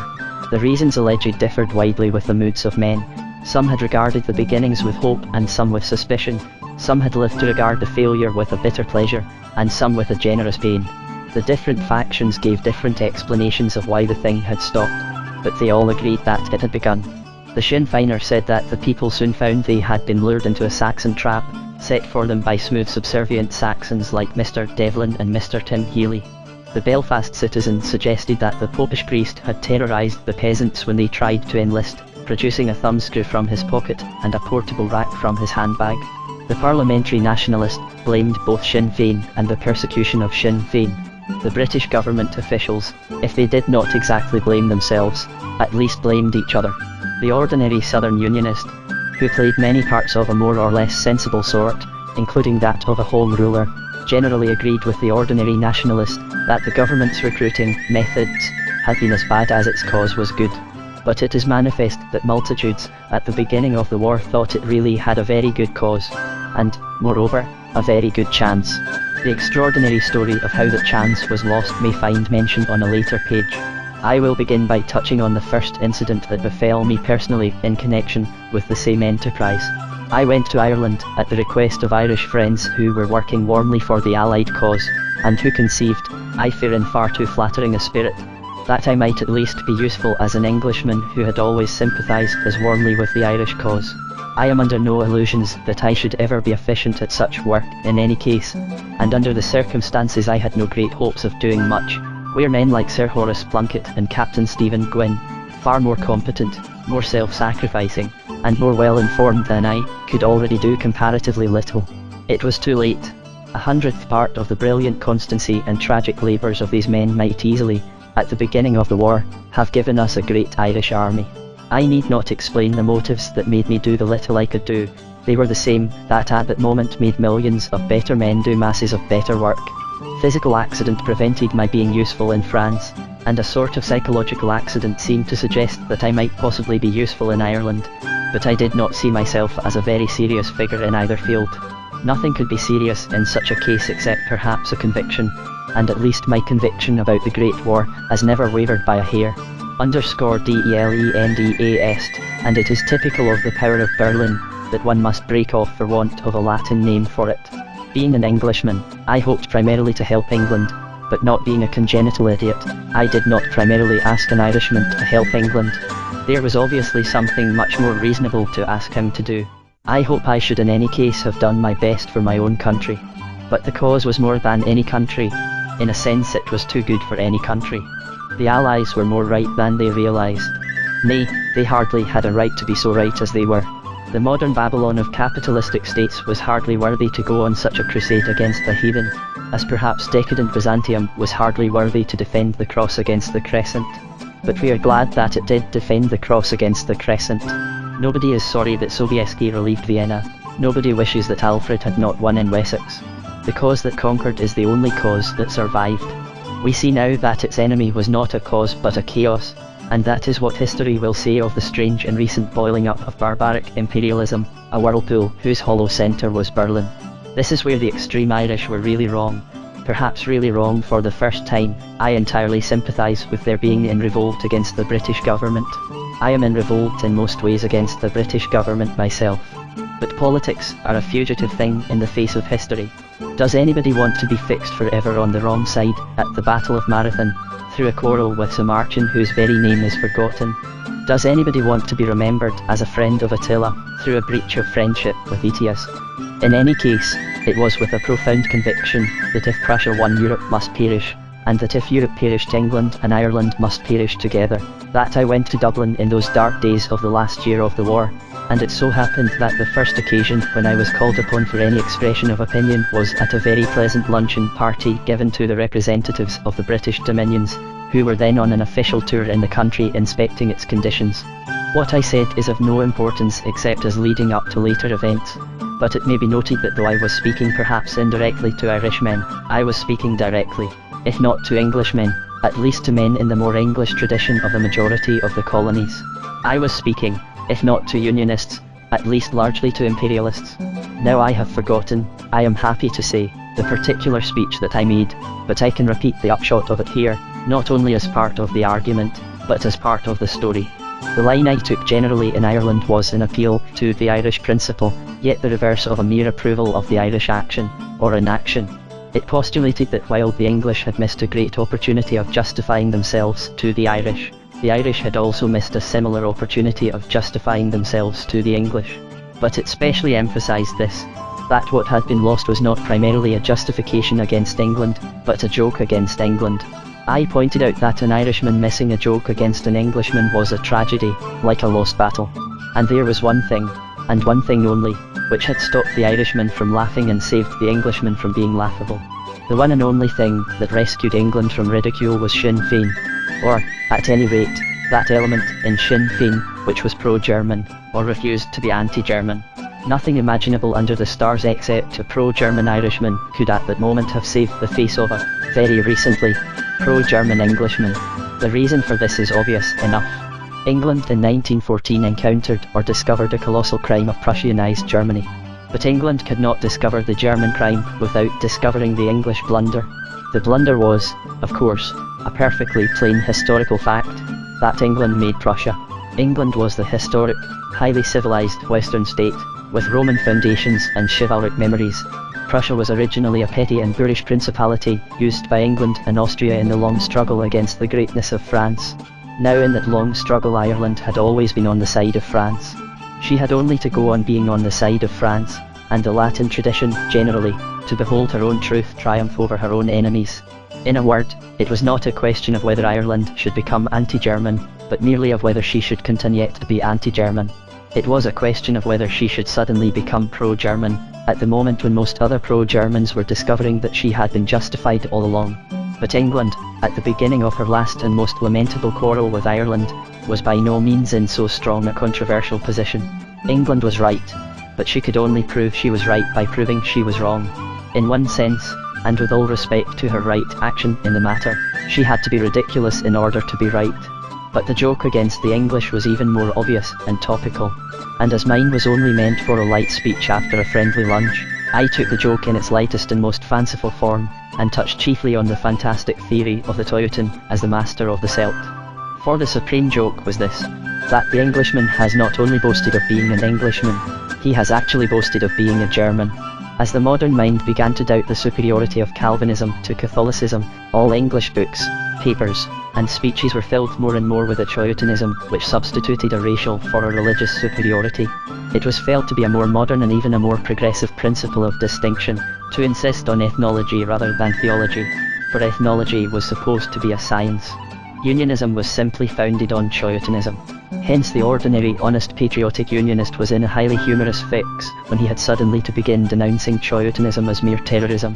If all superiority belonged to the Teuton, the supreme superiority must clearly belong to the most Teutonic Teuton. If I claim the right to kick Mr. Bernard Shaw on the specific ground that I am fatter than he is, it is obvious that I look rather a fool if I am suddenly kicked by somebody who is fatter still. When the earth shakes under the advancing form of one coming against me out of the east who is fatter than I, for I called upon the Irish imagination to embrace so monstrous a vision, It is clear that whatever my relations to the rest of the world, in my relations to Mr. Bernard Shaw I am rather at a disadvantage.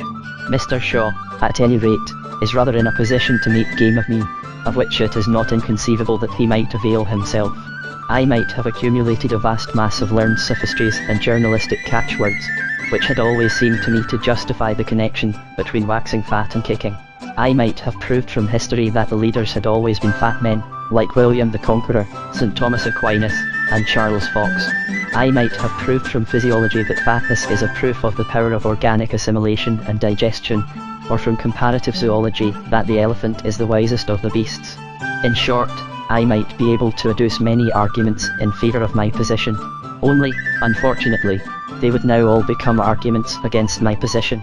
Everything I had ever urged against my old enemy could be urged much more forcibly against me by my new enemy. And my position touching the great adipose theory would be exactly like England's position touching the equally sensible Teutonic theory. If Teutonism was creative culture, then on our own showing the German was better than the Englishman. If Teutonism was barbarism, then on our own showing the Englishman was more barbaric than the Irishman. The real answer, of course, is that we were not Teutons, but only the dupes of Teutonism, but some were so wholly duped that they would do anything rather than own themselves dupes. These unfortunates, while they are already ashamed of being Teutons, are still proud of not being Celts. There is only one thing that could save my dignity in such an undignified fix as I have fancied here. It is that Mr. Bernard Shaw himself should come to my rescue. It is that Mr. Bernard Shaw himself should declare in favour of the corpulent conqueror from the East, that he should take seriously all the fads and fallacies of that fat-headed Superman. That, and that alone, would ensure all my own fads and fallacies being not only forgotten but forgiven. There is present to my imagination, I regret to say, a wild possibility that this is what Mr. Bernard Shaw might really do. Anyhow, this is what a certain number of his countrymen really did. It will be apparent, I think, from these pages that I do not believe in the stage Irishman. I am under no delusion that the Irishman is soft-headed and sentimental, or even illogical and inconsequent. 9 times out of 10 the Irishman is not only more clear-headed, but even more cool-headed than the Englishman. But I think it is true, as Mr. Max Beerbohm once suggested to me in connection with Mr. Shaw himself, that there is a residual perversity in the Irishman, which comes after and not before the analysis of a question. There is at the last moment a cold impatience in the intellect, an irony which returns on itself and rends itself, the subtlety of a suicide. However this may be, some of the lean men, instead of making a fool of the fat man, did begin almost to make a hero of the fatter man, to admire his vast curves as almost cosmic lines of development.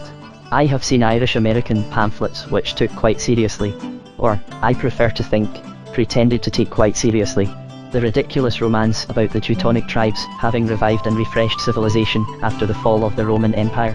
They revived civilization very much as they restored Louvain or reconstructed the Lusitania_.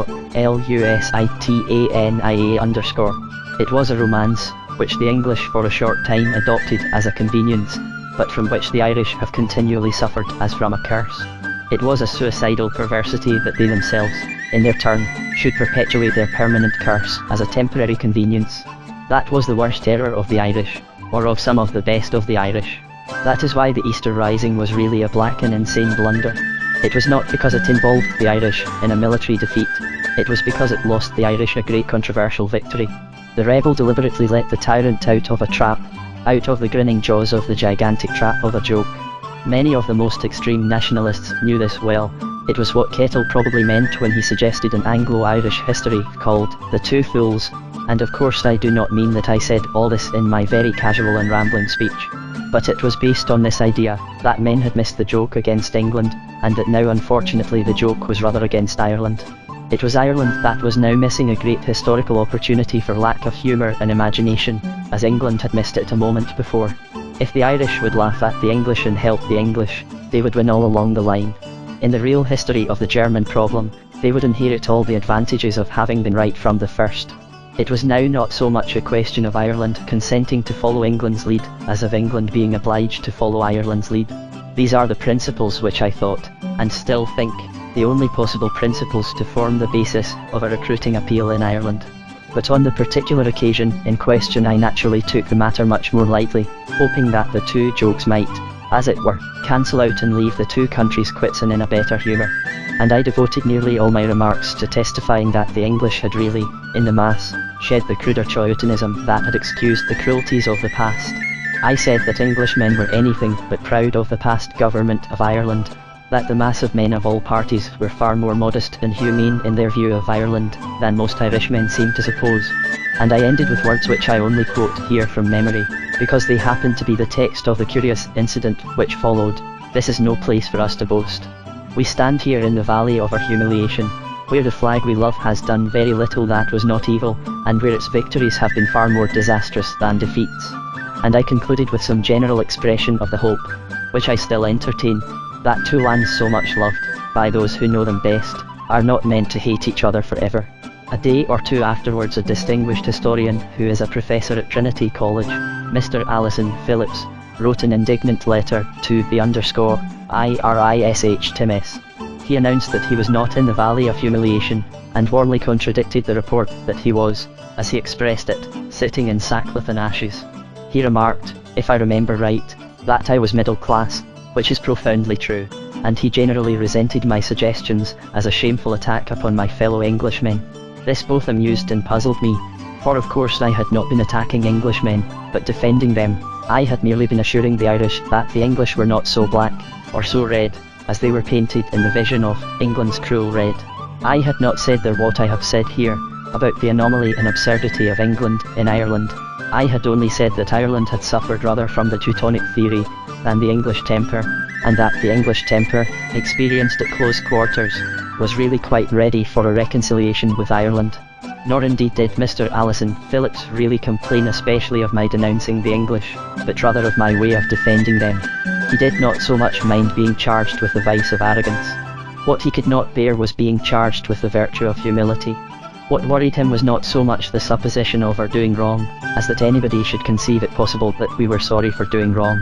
After all, he probably reasoned, it may not be easy for an eminent historical scholar actually to deny that certain tortures have taken place, or certain perjuries been proved, but there is really no reason why he should admit that the memory of using torture or perjury has so morbid an effect on the mind. Therefore he naturally desired to correct any impression that might arise, to the effect that he had been seen in the Valley of Humiliation, like a man called Christian. But there was one fancy that lingered in the mind over and above the fun of the thing, and threw a sort of random ray of conjecture upon all that long international misunderstanding which it is so hard to understand. Was it possible, I thought, that this had happened before, and that I was caught in the treadmill of recurrence?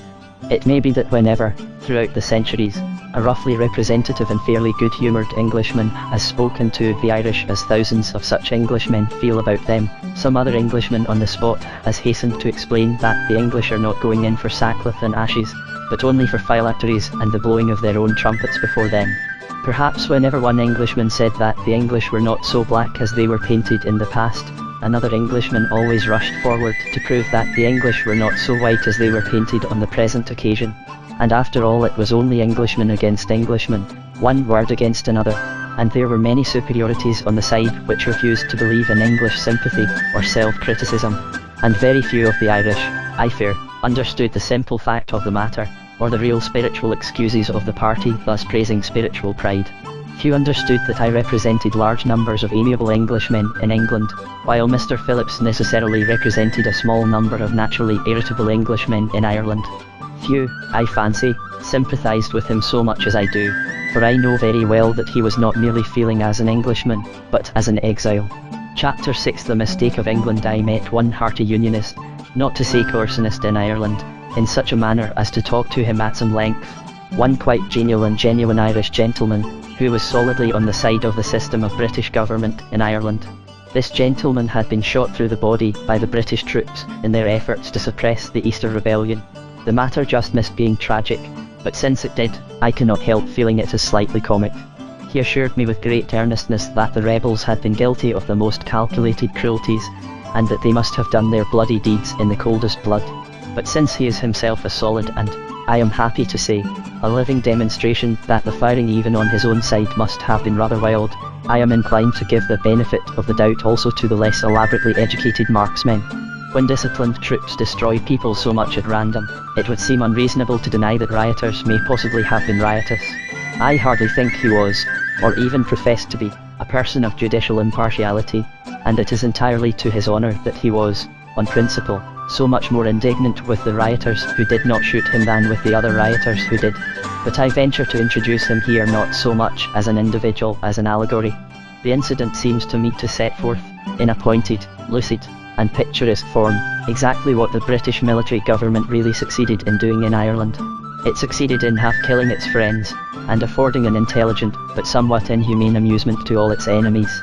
The fire-eater held his firearm in so contorted a posture as to give the wondering spectator a simple impression of suicide. Let it be understood that I speak here, not of tyranny thwarting Irish desires, but solely of our own stupidity in thwarting our own desires. I shall discuss elsewhere the alleged presence or absence of practical oppression in Ireland. Here I am only continuing from the last chapter my experiences of the recruiting campaign. I am concerned now, as I was concerned then, with the simple business matter of getting a big levy of soldiers from Ireland. I think it was Sir Francis Vane, one of the few really valuable public servants in the matter, I need not say he was dismissed for having been proved right, who said that the mere sight of some representative Belgian priests and nuns might have produced something like a crusade. The matter seems to have been mostly left to elderly English landlords, and it would be cruel to record their adventures. It will be enough that I heard, on excellent testimony, that these unhappy gentlemen had displayed throughout Ireland a poster consisting only of the Union Jack and the appeal, "Is not this your flag? Come and fight for it." It faintly recalls something we all learnt in the Latin grammar about questions that expect the answer no. These remarkable recruiting sergeants did not realise, I suppose, what an extraordinary thing this was, not merely in Irish opinion, but generally in international opinion. Over a great part of the globe, it would sound like a story that the Turks had placarded Armenia with the crescent of Islam, and asked all the Christians who were not yet massacred whether they did not love the flag. I really do not believe that the Turks would be so stupid as to do it. Of course it may be said that such an impression or association is mere slander and sedition, that there is no reason to be tender to such treasonable emotions at all, that men ought to do their duty to the flag whatever is put upon the poster, in short, that it is the duty of an Irishman to be a patriotic Englishman, or whatever it is that he is expected to be. But this view, however logical and clear, can only be used logically and clearly as an argument for conscription. It is simply muddle-headed to apply it to any appeal for volunteers, anywhere, in Ireland or England. The whole object of a recruiting poster, or any poster, is to be attractive. It is picked out in words or colours to be picturesquely and pointedly attractive. If it lures you to make an attractive offer, do not make it, but do not deliberately make it, and deliberately make it repulsive. If a certain medicine is so mortally necessary and so mortally nasty, that it must be forced on everybody by the policeman, call the policeman. But do not call an advertisement agent to push it like a patent medicine, solely by means of publicity and suggestion, and then confine him strictly to telling the public how nasty it is. But the British blunder in Ireland was a much deeper and more destructive thing. It can be summed up in one sentence, that whether or no we were as black as we were painted, we actually painted ourselves much blacker than we were. Bad as we were, we managed to look much worse than we were. In a horrible unconsciousness we reenacted history through sheer ignorance of history. We were foolish enough to dress up, and to play up, to the part of a villain in a very old tragedy. We clothed ourselves almost carelessly in fire and sword, and if the fire had been literally stage fire or the sword a wooden sword, the merely artistic blunder would have been quite as bad. For instance, I soon came on the traces of a quarrel about some silly veto in the schools, against Irish children wearing green rosettes.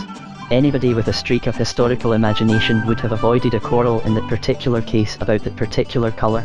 It is touching the talisman, it is naming the name, it is striking the note of another relation, in which we were in the wrong, to the confusion of a new relation, in which we were in the right. Anybody of common sense, considering any other case, can see the almost magic force of these material coincidences. If the English armies in France in 1914 considered themselves justified for some reason in executing some French woman, they would perhaps be indiscreet if they killed her, however logically, tied to a stake in the marketplace of Rouen. If the people of Paris rose in the most righteous revolt against the most corrupt conspiracy of some group of the wealthy French Protestants, I should strongly advise them not to fix the date for the vigil of St. Bartholomew, or to go to work with white scarves tied round their arms. Many of us hope to see a Jewish Commonwealth reconstituted in Palestine. and we could easily imagine some quarrel in which the government of Jerusalem was impelled to punish some Greek or Latin pilgrim or monk. The Jews might even be right in the quarrel and the Christian wrong. But it may be hinted that the Jews would be ill-advised if they actually crowned him with thorns and killed him on a hill just outside Jerusalem. Now we must know by this time, or the sooner we know it the better, that the whole mind of that European society which we have helped to save, and in which we have henceforth a part right of control, regards the Anglo-Irish story as one of those black and white stories in a history book. It sees the tragedy of Ireland as simply and clearly as the tragedy of Christ or Joan of Arc. There may have been more to be said on the coercive side than the culture of the continent understands.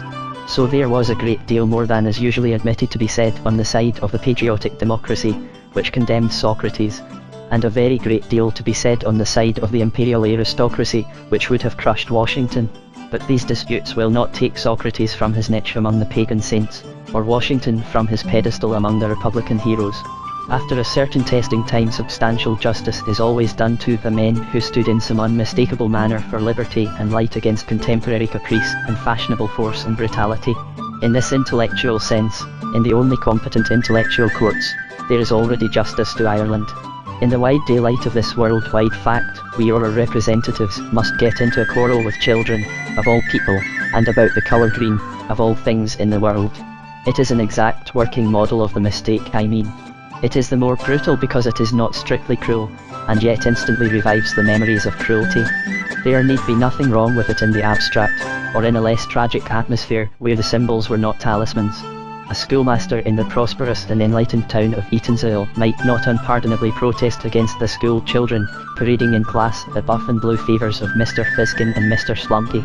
But who but a madman would not see that to say that word, or make that sign, in Ireland, was like giving a signal for keening and the lament over lost justice that is lifted in the burden of the noblest of national songs. That to point to the drag of the colour was to bring back all the responsibilities and realities of that reign of terror when we were, quite literally, hanging men and women too for wearing of the green. We were not literally hanging these children. As a matter of mere utility, we should have been more sensible if we had been. But the same fact took an even more fantastic form. We not only dressed up as our ancestors, but we actually dressed up as our enemies. I need hardly state my own conviction that the pacifist trick of lumping the abuses of one side along with the abominations of the other was a shallow pedantry come of sheer ignorance of the history of Europe and the barbarians. It was quite false that the English evil was exactly the same as the German. It was quite false, but the English in Ireland laboured long and devotedly to prove it was quite true. They were not content with borrowing old uniforms from the Hessians of 1798. They borrowed the newest and neatest uniforms from the Prussians of 1914. I will give only one story that I was told, out of many, to show what I mean. There was a sort of village musical festival at a place called Cullen in County Cork, at which there were naturally national songs and very possibly national speeches. That there was a sort of social atmosphere, which its critics would call Sinn Féin, is exceedingly likely, for that now exists all over Ireland, and especially that part of Ireland. If we wish to prevent it being expressed at all, we must not only forbid all public meetings, but all private meetings, and even the meeting of husband and wife in their own house. Still there might have been a case, on coercionist lines, for forbidding this public meeting. There might be a case, on coercionist lines, for imprisoning all the people who attended it, or a still clearer case, on those lines, for imprisoning all the people in Ireland. But the coercionist authorities did not merely forbid the meeting, which would mean something. They did not arrest the people at the meeting, which would mean something. They did not blow the whole meeting to hell with big guns, which would also mean something. What they did apparently was this. They caused a military aeroplane to jerk itself backwards and forwards in a staggering fashion just over the heads of the people, making as much noise as possible to drown the music, and dropping flare rockets and fire in various somewhat dangerous forms in the neighbourhood of any men, women, and children who happened to be listening to the music. The reader will note with what exquisite art, and fine fastidious selection, the strategist has here contrived to look as Prussian as possible without securing any of the advantages of Prussianism. I do not know exactly how much danger there was, but there must have been some. Perhaps about as much as there generally has been when boys have been flogged for playing the fool with fireworks. But by laboriously climbing hundreds of feet into the air, in an enormous military machine, these ingenious people managed to make themselves a meteor in heaven, and a spectacle to all the earth. the English raining fire on women and children just as the Germans did. I repeat that they did not actually destroy children, though they did endanger them, for playing with fireworks is always playing with fire. And I repeat that, as a mere matter of business, it would have been more sensible if they had destroyed children. That would at least have had the human meaning that has run through 100 massacres, wolf cubs who would grow into wolves. It might at least have the execrable excuse of decreasing the number of rebels. What they did would quite certainly increase it. An artless member of Parliament, whose name I forget, attempted an apology for this half-witted performance. He interposed in the Unionist interests, when the Nationalists were asking questions about the matter, and said with much heat, "May I ask whether honest and loyal subjects have anything to fear from British aeroplanes?" I have often wondered what he meant. It seems possible that he was in the mood of that medieval fanatic who cried, "God will know his own," and that he himself would fling any sort of flaming bolts about anywhere, believing that they would always be miraculously directed towards the heads harbouring, at that moment, the most incorrect political opinions. Or perhaps he meant that loyal subjects are so superbly loyal that they do not mind being accidentally burnt alive, so long as they are assured that the fire was dropped on them by government officials out of a government apparatus. But my purpose here is not to fathom such a mystery, but merely to fix the dominant fact of the whole situation, that the government copied the theatricality of Potsdam even more than the tyranny of Potsdam. In that incident the English laboriously reproduced all the artificial accessories of the most notorious crimes of Germany: the flying men, the flame, the selection of a mixed crowd, the selection of a popular festival. They had every part of it, except the point of it. It was as if the whole British Army in Ireland had dressed up in spiked helmets and spectacles, merely that they might look like Prussians. It was even more as if a man had walked across Ireland on 3 gigantic stilts, taller than the trees and visible from the most distant village, solely that he might look like one of those unhuman monsters from Mars, striding about on their iron tripods in the great nightmare of Mr. Wells. Such was our educational efficiency that, before the end, multitudes of simple Irish people really had about the English invasion the same particular psychological reaction that multitudes of simple English people had about the German invasion. I mean that it seemed to come not only from outside the nation, but from outside the world. It was unearthly in the strict sense in which a comet is unearthly. It was the more appallingly alien for coming close. It was the more outlandish the farther it went inland. These Christian peasants have seen coming westward out of England what we saw coming westward out of Germany. They saw science in arms, which turns the very heavens into hells. I have purposely put these fragmentary and secondary impressions before any general survey of Anglo-Irish policy in the war.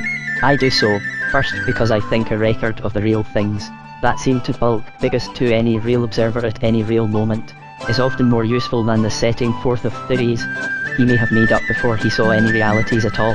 But I do it in the second place because the more general summaries of our statesmanship, or lack of statesmanship, are so much more likely to be found elsewhere. But if we wish to comprehend the queer cross purposes, it will be well to keep always in mind a historical fact I have mentioned already, the reality of the old Franco-Irish Entente. It lingers alive in Ireland, and especially the most Irish parts of Ireland. In the fiercely Fenian city of Cork, walking round the Young Ireland monument that seems to give revolt the majesty of an institution, a man told me that German bands had been hooted and pelted in those streets out of an indignant memory of 1870. And an eminent scholar in the same town, referring to the events of the same terrible year, said to me, in 1870 Ireland sympathised with France and England with Germany, and, as usual, Ireland was right. But if they were right when we were wrong, they only began to be wrong when we were right. A sort of play or parable might be written to show that this apparent paradox is a very genuine piece of human psychology. Suppose there are two partners named John and James. That James has always been urging the establishment of a branch of the business in Paris.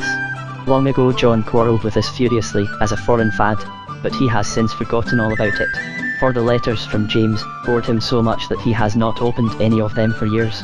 One fine day John, finding himself in Paris, conceives the original idea of a Paris branch, but he is conscious in a confused way of having quarrelled with his partner, and vaguely feels that his partner would be an obstacle to anything. John remembers that James was always cantankerous, and forgets that he was cantankerous in favour of this project, and not against it. John therefore sends James a telegram, of a brevity amounting to brutality, simply telling him to come in with no nonsense about it, and when he has no instant reply, sends a solicitor's letter to be followed by a writ. How James will take it depends very much on James. How he will hail this happy confirmation of his own early opinions will depend on whether James is an unusually patient and charitable person. And James is not.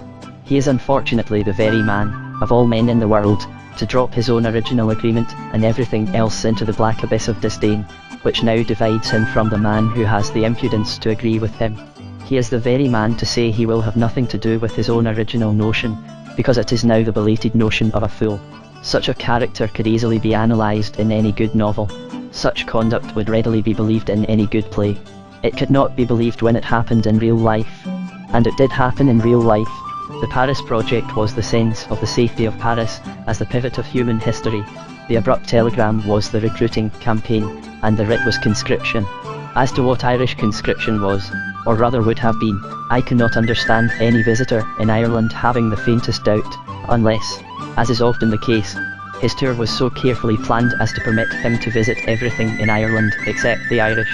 Irish conscription was a piece of rank, raving madness, which was fortunately stopped, with other bad things, by the blow of Foch at the Second Battle of the Marne. It could not possibly produce at the last moment allies on whom we could depend, and it would have lost us the whole sympathy of the allies on whom we at that moment depended.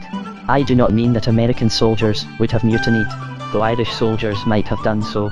I mean something much worse. I mean that the whole mood of America would have altered, and there would have been some kind of compromise with German tyranny, in sheer disgust at a long exhibition of English tyranny. Things would have happened in Ireland, week after week, and month after month, such as the modern imagination has not seen except where Prussia has established hell. We should have butchered women and children, they would have made us butcher them. We should have killed priests, and probably the best priests. It could not be better stated than in the words of an Irishman, as he stood with me in a high terraced garden outside Dublin, looking towards that unhappy city, who shook his head and said sadly, "They will shoot the wrong bishop." Of the meaning of this huge furnace of defiance I shall write when I write of the national idea itself. I am concerned here not for their nation, but for mine, and especially for its peril from Prussia and its help from America. And it is simply a question of considering what these real things are really like. Remember that the American Republic is practically founded on the fact, or fancy, that England is a tyrant. Remember that it was being ceaselessly swept with new waves of immigrant Irishry, telling tales, too many of them true, though not all, of the particular cases in which England had been a tyrant. It would be hard to find a parallel to explain to Englishmen the effect of awakening traditions so truly American by a prolonged display of England as the tyrant in Ireland. A faint approximation might be found if we imagined the survivors of Victorian England, steeped in the tradition of _UNCLE Tom's Cabin, watching the American troops march through London.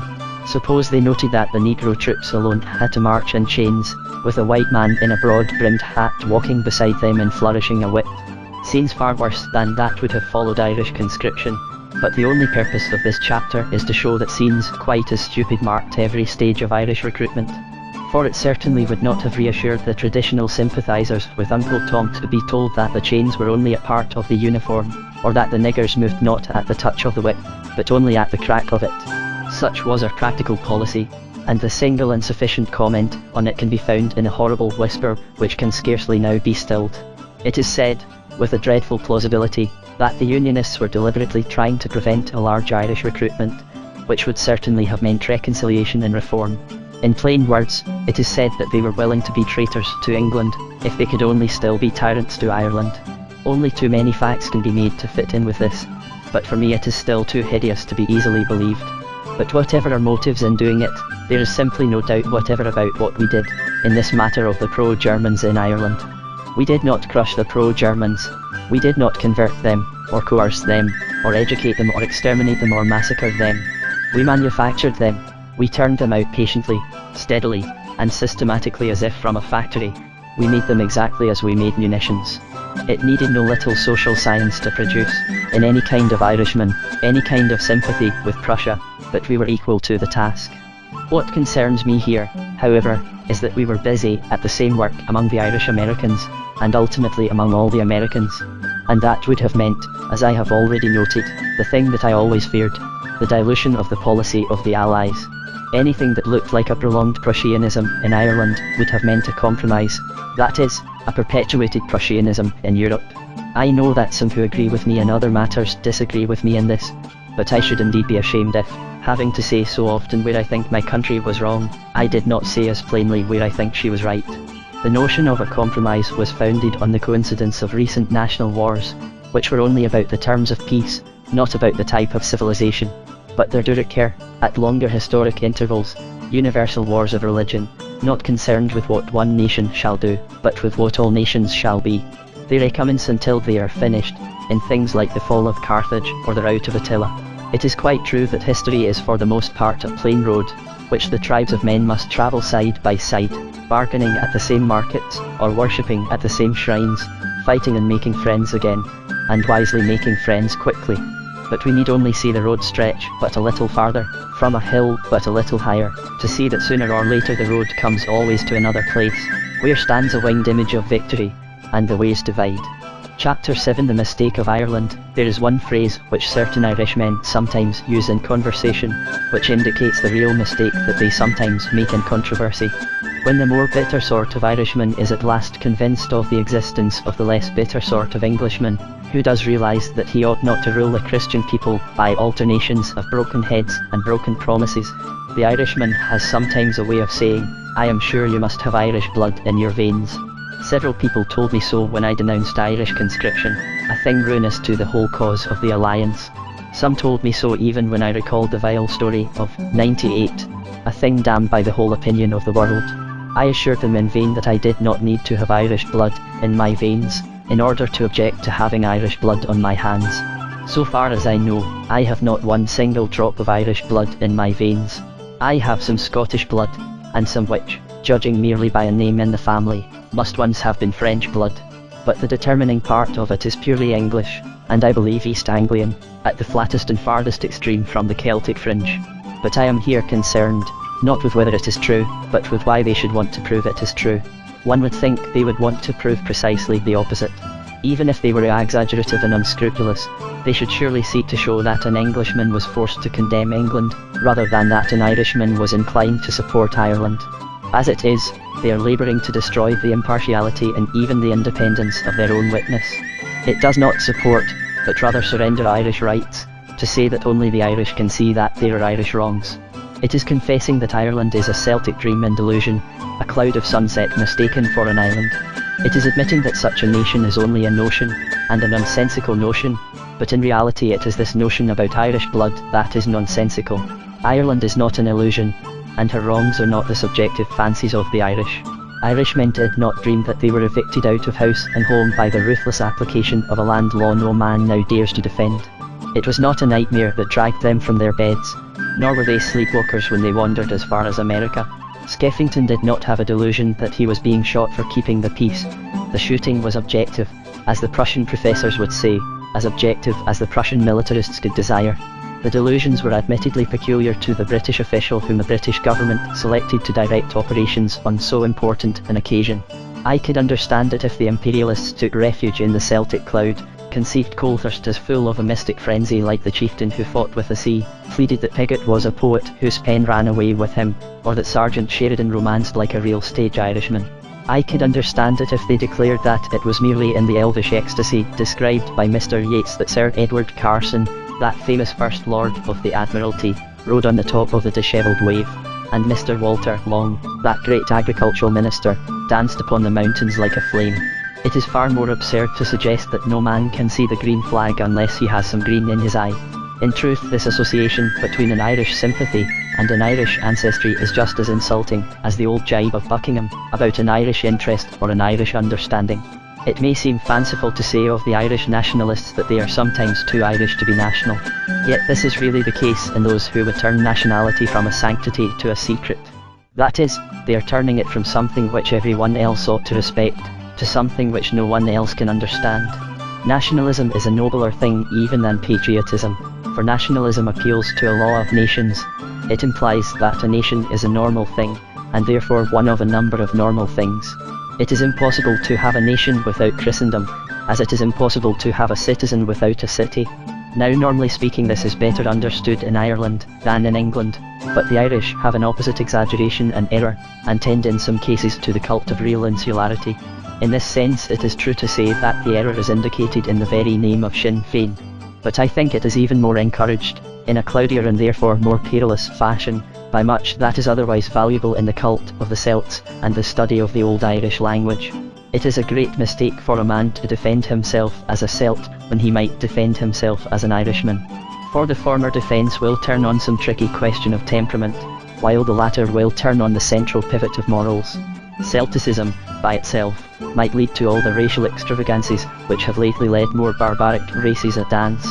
Celts also might come to claim, not that their nation is a normal thing, but that their race is a unique thing. Celts also might end by arguing not for an equality founded on the respect for boundaries, but for an aristocracy founded on the ramification of blood. Celts also might come to pitting the prehistoric against the historic, the heathen against the Christian, and in that sense the barbaric against the civilized. In that sense I confess I do not care about Celts. They are too like Troyotans. Now of course everyone knows that there is practically no such danger of Celtic imperialism. Mr. Lloyd George will not attempt to annex Brittany as a natural part of Britain. No Tories, however antiquated, will extend their empire in the name of the true blue of the ancient Britons. Nor is there the least likelihood that the Irish will overrun Scotland on the plea of an Irish origin for the old name of the Scots, or that they will set up an Irish capital at Stratford-on-Avon merely because Avon is the Celtic word for water. That is the sort of thing that Teutonic ethnologists do, but Celts are not quite so stupid as that, even when they are ethnologists. It may be suggested that this is because even prehistoric Celts seem to have been rather more civilized than historic Troyotans. And indeed I have seen ornaments and utensils in the admirable Dublin Museum, suggestive of a society of immense antiquity, and much more advanced in the arts of life than the Prussians were, only a few centuries ago. For instance, there was something that looked like a sort of safety razor. I doubt if the godlike Goths had much use for a razor, or if they had, if it was altogether safe. Nor am I so dull as not to be stirred to an imaginative sympathy with the instinct of modern Irish poetry, to praise this primordial and mysterious order, even as a sort of pagan paradise, and that not as regarding a legend as a sort of lie, but a tradition as a sort of truth. It is but another hint of a suggestion, huge yet hidden, that civilization is older than barbarism, and that the farther we go back into pagan origins, the nearer we come to the great Christian origin of the fall. But whatever credit or sympathy be due to the cult of Celtic origins, in its proper place, it is none of these things that really prevents Celticism from being a barbarous imperialism like Choriotanism. The thing that prevents imperialism is nationalism. It was exactly because Germany was not a nation that it desired more and more to be an empire. For a patriot is a sort of lover, and a lover is a sort of artist, and the artist will always love a shape too much to wish it to grow shapeless, even in order to grow large. A group of Teutonic tribes will not care how many other tribes they destroy or absorb, and Celtic tribes when they were heathen may have acted, for all I know, in the same way. But the civilized Irish nation, a part and product of Christendom, has certainly no desire to be entangled with other tribes, or to have its outlines blurred with great blots like Liverpool and Glasgow, as well as Belfast. In that sense it is far too self-conscious to be selfish. Its individuality may, as I shall suggest, make it too insular. It will not make it too imperial. This is a merit in nationalism too little noted, that even what is called its narrowness is not merely a barrier to invasion, but a barrier to expansion. Therefore, with all respect to the prehistoric Celts, I feel more at home with the good if sometimes mad Christian gentlemen of the Young Ireland movement, or even the Easter Rebellion. I should feel more safe with Mar of the Sword than with the primitive Celt of the safety razor. The microscopic meanness of the mid-Victorian English writers, when they wrote about Irish patriots, could see nothing but a very small joke in modern rebels thinking themselves worthy to take the titles of antique kings. But the only doubt I should have, if I had any, is whether the heathen kings were worthy of the Christian rebels. I am much more sure of the heroism of the modern Fenians than of the ancient ones. Of the artistic side of the cult of the Celts I do not especially speak here, and indeed its importance, especially to the Irish, may easily be exaggerated. Mr. W. B. Yeats long ago dissociated himself from a merely racial theory of Irish poetry, and Mr. W. B. Yeats thinks as hard as he talks. I often entirely disagree with him, but I disagree far more with the people who find him a poetical opiate, where I always find him a logical stimulant. For the rest, Celticism in some aspects is largely a conspiracy for leading the Englishman a dance, if it be a fairy dance. I suspect that many names and announcements are printed in Gaelic, not because Irishmen can read them, but because Englishmen can't. The other great modern mystic in Dublin entertained us first by telling an English lady present that she would never resist the Celtic atmosphere, struggle how she might, but would soon be wandering in the mountain mists with a fillet round her head, which fate had apparently overtaken the son or nephew of an Anglican bishop who had strayed into those parts. The English lady, whom I happened to know rather well, made the characteristic announcement that she would go to Paris when she felt it coming on. But it seemed to me that such drastic action was hardly necessary, and that there was comparatively little cause for alarm, seeing that the mountain mists certainly had not had that effect on the people who happened to live in the mountains. I knew that the poet knew, even better than I did, that Irish peasants do not wander about in fillets, or indeed wander about at all, having plenty of much better work to do. And since the Celtic atmosphere had no perceptible effect on the Celts, I felt no alarm about its effect on the Saxons. But the only thing involved, by way of an effect on the Saxons, was a practical joke on the Saxons, which may, however, have lasted longer in the case of the bishop's son than it did in mine. Anyhow, I continued to move about, like Atalanta in Calydon, with unchapelated hair, with unfilleted cheek, and found a sufficient number of Irish people in the same condition to prevent me from feeling shy. In a word, all that sort of thing is simply the poet's humour, especially his good humour, which is of a golden and godlike sort. And a man would be very much misled by the practical joke if he does not realise that the joker is a practical man. On the desk in front of him as he spoke were business papers of reports and statistics, much more concerned with fillets of veal than fillets of vision. That is the essential fact about all this side of such men in Ireland. We may think the Celtic ghost a turnip ghost, but we can only doubt the reality of the ghost. There is no doubt of the reality of the turnip. But if the Celtic pose be a piece of the Celtic ornament, the spirit that produced it does also produce some more serious tendencies to the segregation of Ireland, one might almost say the secretion of Ireland.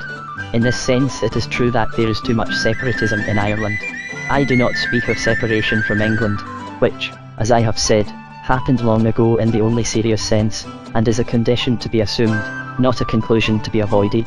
Nor do I mean separation from some federation of free states, including England, for that is a conclusion that could still be avoided with a little common sense and common honesty in our own politics.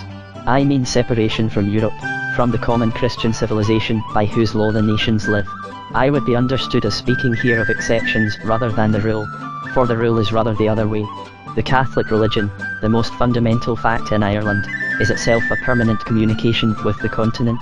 So, as I have said, is the free peasantry, which is so often the economic expression of the same faith.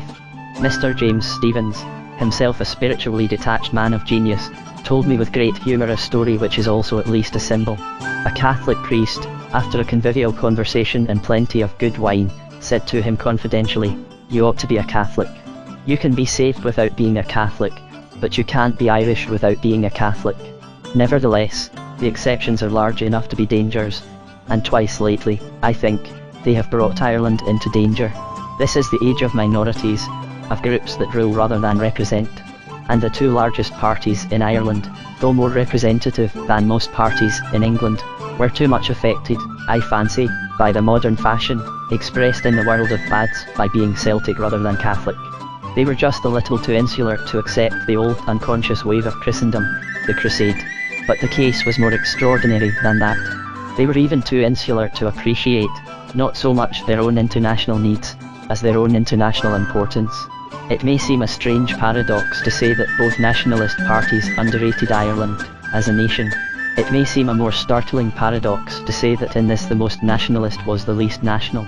Yet I think I can explain, however roughly, what I mean by saying that this is so. It is primarily Sinn Féin, or the extreme national party, which thus relatively failed to realise that Ireland is a nation. At least it failed in nationalism exactly so far as it failed to intervene in the War of the Nations against Prussian imperialism. For its argument involved, unconsciously, the proposition that Ireland is not a nation, that Ireland is a tribe or a settlement, or a chance sprinkling of aborigines. If the Irish were savages oppressed by the British Empire, they might well be indifferent to the fate of the British Empire, but as they were civilised men, they could not be indifferent to the fate of civilization. The Kaffirs might conceivably be better off if the whole system of white colonisation, born British, broke down and disappeared altogether. The Irish might sympathise with the Kaffirs, but they would not like to be classed with the Kaffirs. Hottentots might have a sort of Hottentot happiness if the last European city had fallen in ruins, or the last European had died in torments. But the Irish would never be Hottentots, even if they were pro-Hottentots. In other words, if the Irish were what Cromwell thought they were, they might well confine their attention to Hell and Connaught, and have no sympathy to spare for France. But if the Irish are what Wolfe Tone thought they were, they must be interested in France, as he was interested in France. In short, if the Irish are barbarians, they need not trouble about other barbarians sacking the cities of the world, but if they are citizens, they must trouble about the cities that are sacked. This is the deep and real reason why their alienation from the Allied cause was a disaster for their own national cause. It was not because it gave fools a chance of complaining that they were anti-English, it was because it gave much cleverer people the chance of complaining that they were anti-European. I entirely agree that the alienation was chiefly the fault of the English government. I even agree that it required an abnormal imaginative magnanimity for an Irishman to do his duty to Ireland, in spite of being so insolently told to do it. But it is nonetheless true that Ireland today would be 10,000 miles nearer her deliverance if the Irishman could have made that effort, if he had realised that the thing ought to be done, not because such rulers wanted it, but rather although they wanted it. But the much more curious fact is this. There were any number of Irishmen, and those among the most Irish, who did realise this, who realised it with so sublime a sincerity as to fight for their own enemies against the world's enemies, and consent at once to be insulted by the English and killed by the Germans. The Reedmans and the Old Nationalist Party, if they have indeed failed, have the right to be reckoned among the most heroic of all the heroic failures of Ireland. If theirs is a lost cause, it is wholly worthy of a land where lost causes are never lost. But the old guard of Redmond did also in its time, I fancy, fall into the same particular and curious error, but in a more subtle way and on a seemingly remote subject.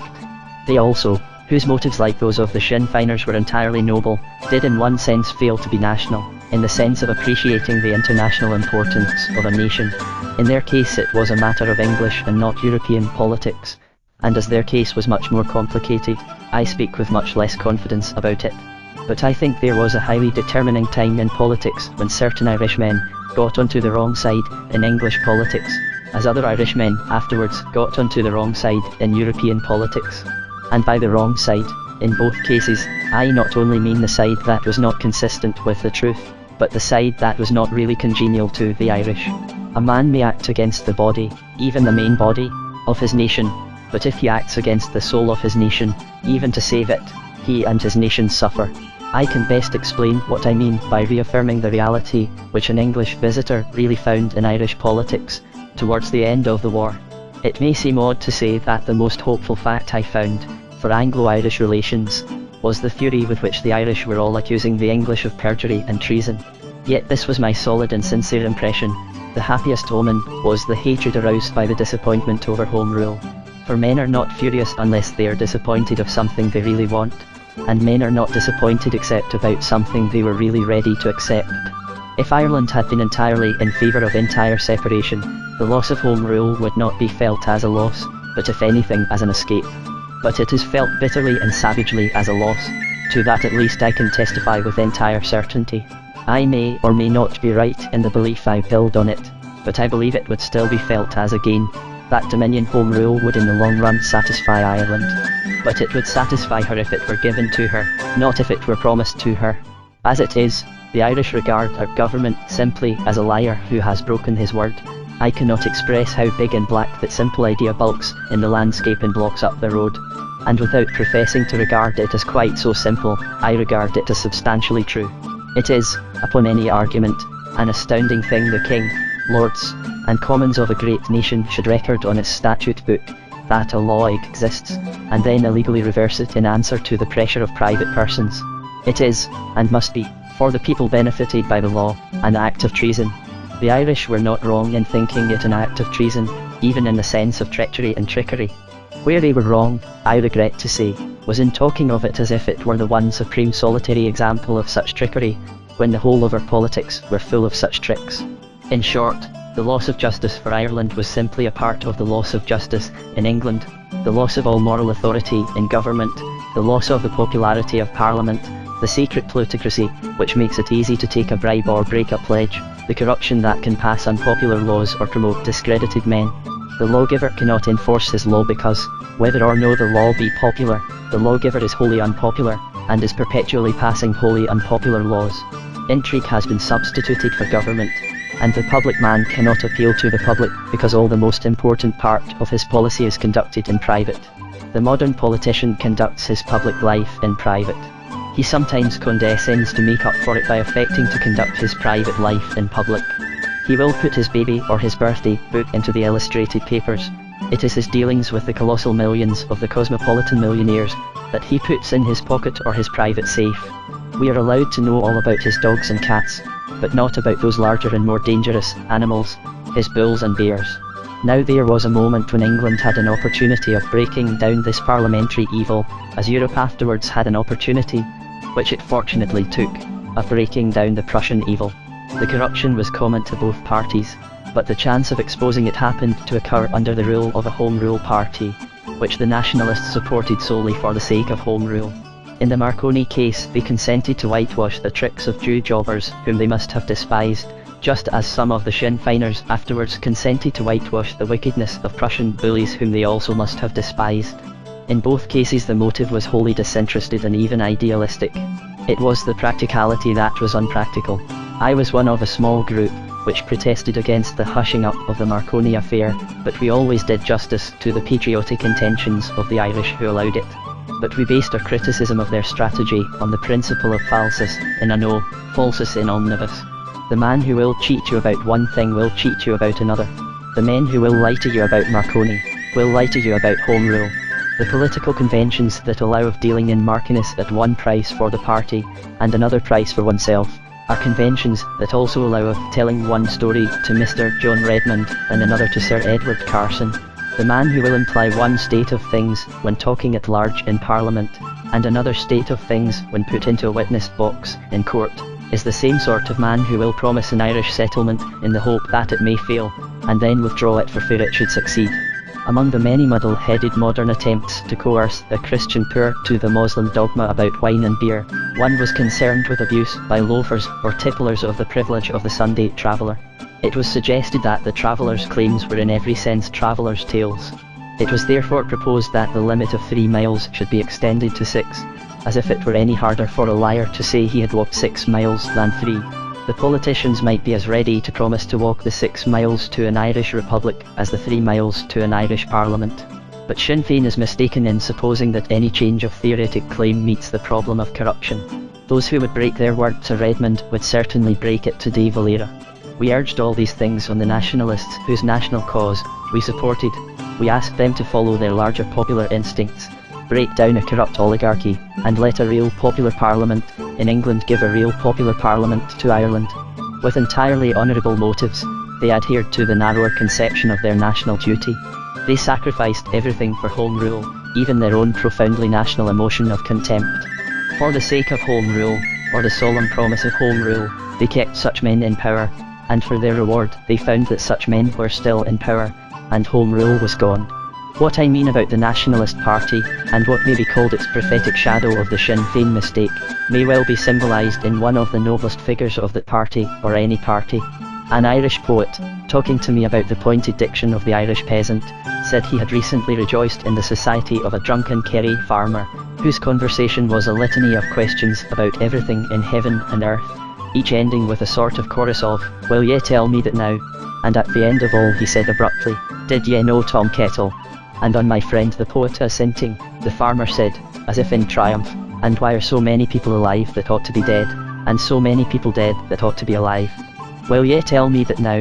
That is not unworthy of an old heroic poem, and therefore not unworthy of the hero and poet of whom it was spoken. Patroclus died, who was a better man than you." Thomas Michael Kettle was perhaps the greatest example of the greatness of spirit, which was so ill rewarded on both sides of the Channel and of the Quarrel, which marked Redmond's brother and so many of Redmond's followers. He was a wit, a scholar, an orator, a man ambitious in all the arts of peace, and he fell fighting the barbarians because he was too good a European to use the barbarians against England, as England 100 years before had used the barbarians against Ireland. There is nothing to be said of such things except what the drunken farmer said, unless it be a verse from a familiar ballad on a very remote topic, which happens to express my own most immediate feelings about politics and reconstruction after the decimation of the Great War. The many men so beautiful and they all dead did lie. and 1,000 slimy things lived on, and so did I. It is not a reflection that adds any inordinate self-satisfaction to the fact of one's own survival. In turning over a collection of Kettle's extraordinary, varied and vigorous writings, which contain some of the most pointed and piercing criticisms of materialism, of modern capitalism and mental and moral anarchism generally, I came on a very interesting criticism of myself and my friends, in our Marconi agitation, a suggestion, on a note of genial cynicism, that we were asking for an impossible political purity, a suggestion which, knowing it to be patriotic, I will venture to call pathetic. I will not now return on such disagreements with a man with whom I so universally agree, but it will not be unfair to find here an exact illustration of what I mean by saying that the national leaders, so far from merely failing as wild Irishmen, only failed when they were not instinctive enough, that is, not Irish enough. Kettle was a patriot, whose impulse was practical, and whose policy was impolitic. Here also the nationalist underrated the importance of the intervention of his own nationality. Kettle left a fine and even terrible poem, asking if his sacrifices were in vain, and whether he and his people were again being betrayed. I think nobody can deny that he was betrayed, but it was not by the English soldiers with whom he marched to war, but by those very English politicians with whom he sacrificed so much to remain at peace. No man will ever dare to say his death in battle was in vain, not only because in the highest sense it could never be, but because even in the lowest sense it was not. He hated the icy insolence of Prussia, and that ice is broken, and already as weak as water. As Carlyle said of a far lesser thing, that at least will never through unending ages insult the face of the sun anymore. The point is here that if any part of his fine work was in vain, it was certainly not the reckless romantic part, it was precisely the plodding parliamentary part. None can say that the weary marching and counter-marching in France was a thing thrown away, not only in the sense which consecrates all footprints along such of a crucis, or highway of the army of martyrs, but also in the perfectly practical sense, that the army was going somewhere, and that it got there. But it might possibly be said that the weary marching and counter-marching at Westminster, in and out of a division lobby, belonged to what the French called the sol des pas perdus. If anything was practical it was the visionary adventure, if anything was unpractical it was the practical compromise. He and his friends were betrayed by the men whose corruptions they had contemptuously condoned, far more than by the men whose bigotries they had indignantly denounced.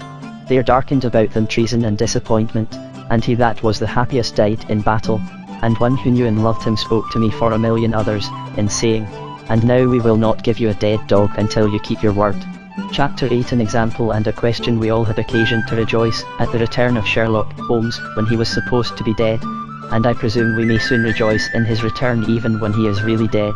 Sir Arthur Conan Doyle, in his widespread new campaign in favour of spiritualism, ought at least to delight us with the comedy of Holmes as a control and Watson as a medium.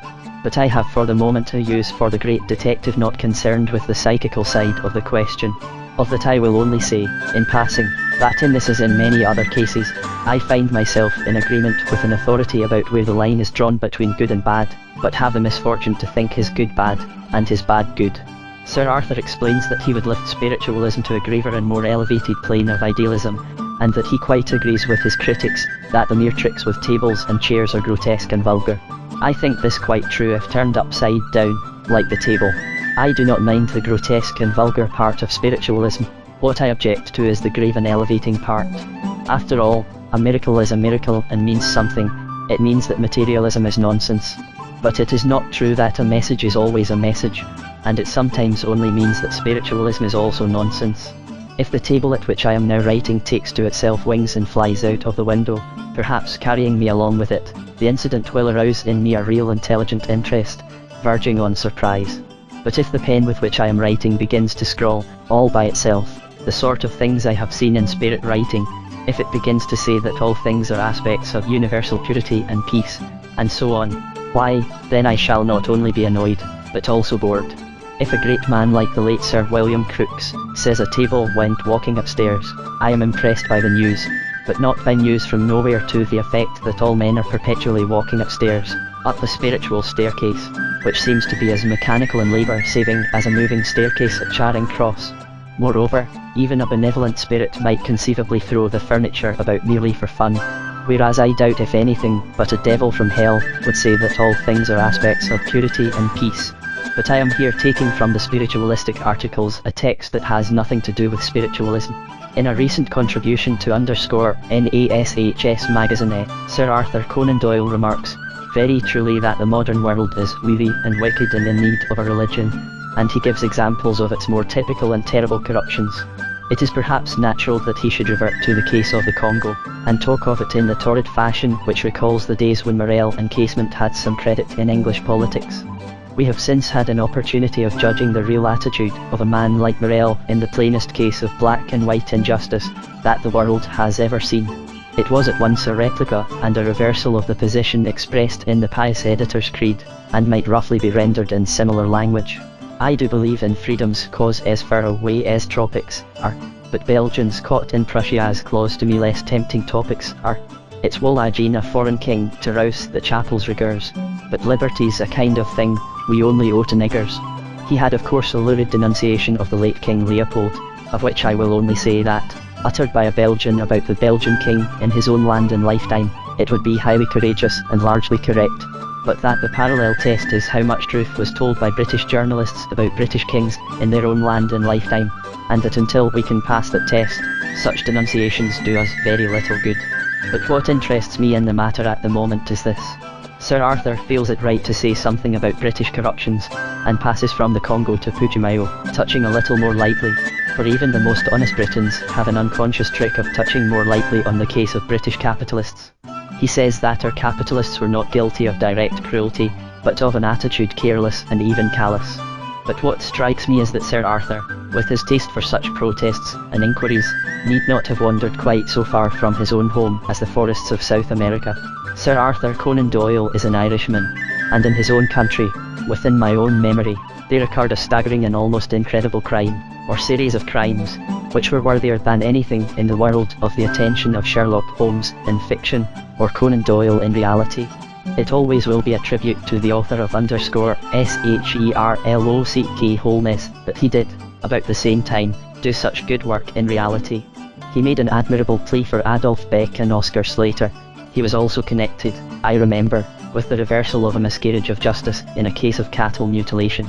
And all this, while altogether to his credit, makes it seem all the more strange that his talents could not be used for, and in, his own home and native country, in a mystery that had the dimensions of a monstrosity, and which did involve, if I remember right, a question of cattle maiming.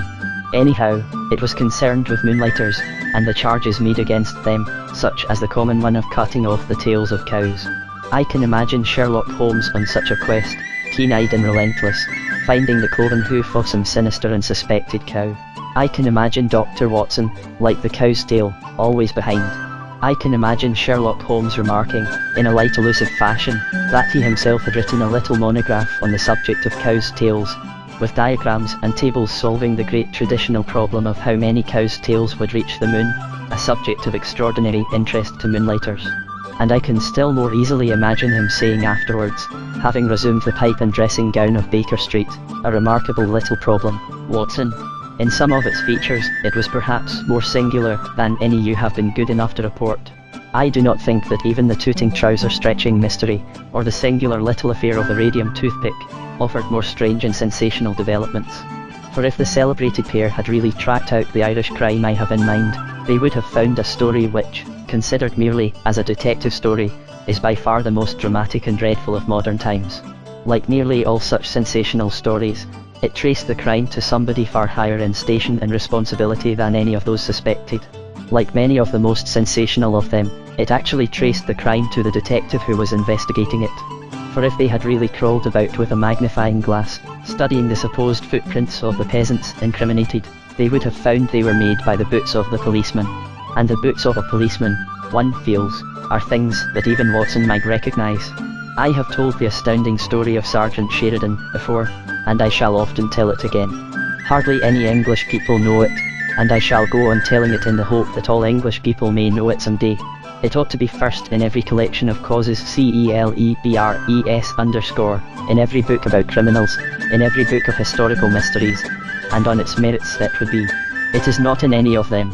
It is not there because there is a motive, in all modern British plutocracy, against finding the big British miscarriages of justice where they are really to be found. and that is a great deal nearer than Putumayo. It is a place far more appropriate to the exploits of the family of the Doyles. It is called Ireland, and in that place a powerful British official named Sheridan had been highly successful in the imperial service by convicting a series of poor Irishmen of agrarian crimes.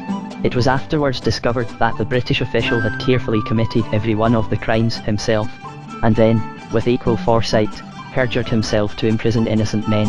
Anyone who does not know the story will naturally ask what punishment was held adequate for such an Eronian monster. I will tell him. He was bowed out of the country like a distinguished stranger, his expenses politely paid, as if he had been delivering a series of instructive lectures, and he is now probably smoking a cigar in an American hotel, and much more comfortable than any poor policeman who has done his duty. I defy anybody to deny him a place in our literature about great criminals. Charles Peace escaped many times before conviction. Sheridan escaped altogether after conviction. Jack the Ripper was safe because he was undiscovered. Sheridan was discovered and was still safe. But I only repeat the matter here for two reasons. First, we may call a rule in Ireland what we like. We may call it the Union when there is no Union.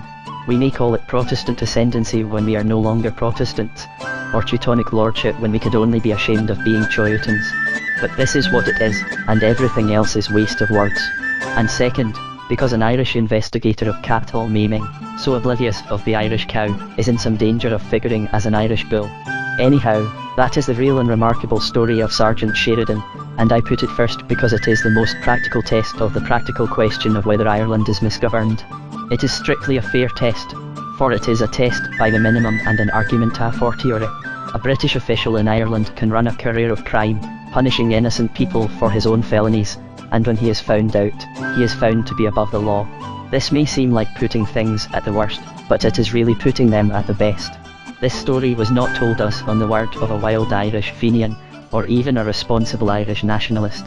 It was told, word for word as I have told it, by the Unionist minister in charge of the matter and reporting it, with regret and shame, to Parliament. He was not one of the worst Irish secretaries, who might be responsible for the worst _regime_. On the contrary, he was by far the best. If even he could only partially restrain or reveal such things, there can be no deduction in common sense, except that in the ordinary way such things go on gaily in the dark, with nobody to reveal and nobody to restrain them. It was not something done in those dark days of torture and terrorism, which happened in Ireland 100 years ago, and which Englishmen talk of as having happened 1,000,000 years ago. It was something that happened quite recently, in my own mature manhood, about the time that the better things like the Land Acts were already before the world. I remember writing to the _WESTMINSTER Gazette to emphasise it when it occurred, but it seems to have passed out of memory in an almost half-witted fashion. But the peephole into hell has afforded me ever since a horrible amusement, when I hear the Irish softly rebuked for remembering old unhappy far-off things and wrongs done in the dark ages. Thus I was especially amused to find the Reverend R.J. Campbell saying that Ireland has been petted and coddled more than any other part of the British Isles, because Mr. Campbell was chiefly famous for a comfortable creed himself, for saying that evil is only a shadow where light should be, and there is no doubt here of his throwing a very black shadow where light is very much required. I will conceive the policeman at the corner of the street in which Mr. Campbell resides as in the habit of killing a crossing sweeper every now and then for his private entertainment, burgling the houses of Mr. Campbell's neighbours, cutting off the tails of their carriage horses, and otherwise disporting himself by moonlight like a fairy. It is his custom to visit the consequences of each of these crimes upon the Reverend R.J. Campbell, whom he arrests at intervals, successfully convicts by perjury, and proceeds to coddle in penal servitude. But I have another reason for mentioning Mr. Campbell, a gentleman whom I heartily respect in many other aspects, and the reason is connected with his name, as it occurs in another connection on another page. It shows how in anything, but especially in anything coming from Ireland, the old facts of family and faith outweigh 1,000,000 modern philosophies. The words in _WHOS, Ulster Protestant of Scottish ancestry, give the really Irish and the really honourable reason for Mr. Campbell's extraordinary remark. A man may preach for years, with radiant universalism, that many waters cannot quench love, but boiling water can. Mr. Campbell appears very promptly with what Kettle called a bucket full of boyne, to put the sunrise out. I will not take the opportunity of saying, like the Ulsterman, that there never was treason, yet but a Campbell was at the bottom of it. But I will say that there never was modernism yet, but a Calvinist was at the bottom of it. The old theology is much livelier than the new theology. Many other such true tales could be told, but what we need here is a sort of test. This tale is a test, because it is the best that could be said, about the best that could be done, by the best Englishman ruling Ireland, in face of the English system established there, and it is the best, or at any rate the most, that we can know about that system. Another truth, which might also serve as a test, is this: to note among the responsible English not only their testimony against each other, but their testimony against themselves. I mean the consideration of how very rapidly we realise that our own conduct in Ireland has been infamous, not in the remote past, but in the very recent past. I have lived just long enough to see the wheel come full circle inside one generation.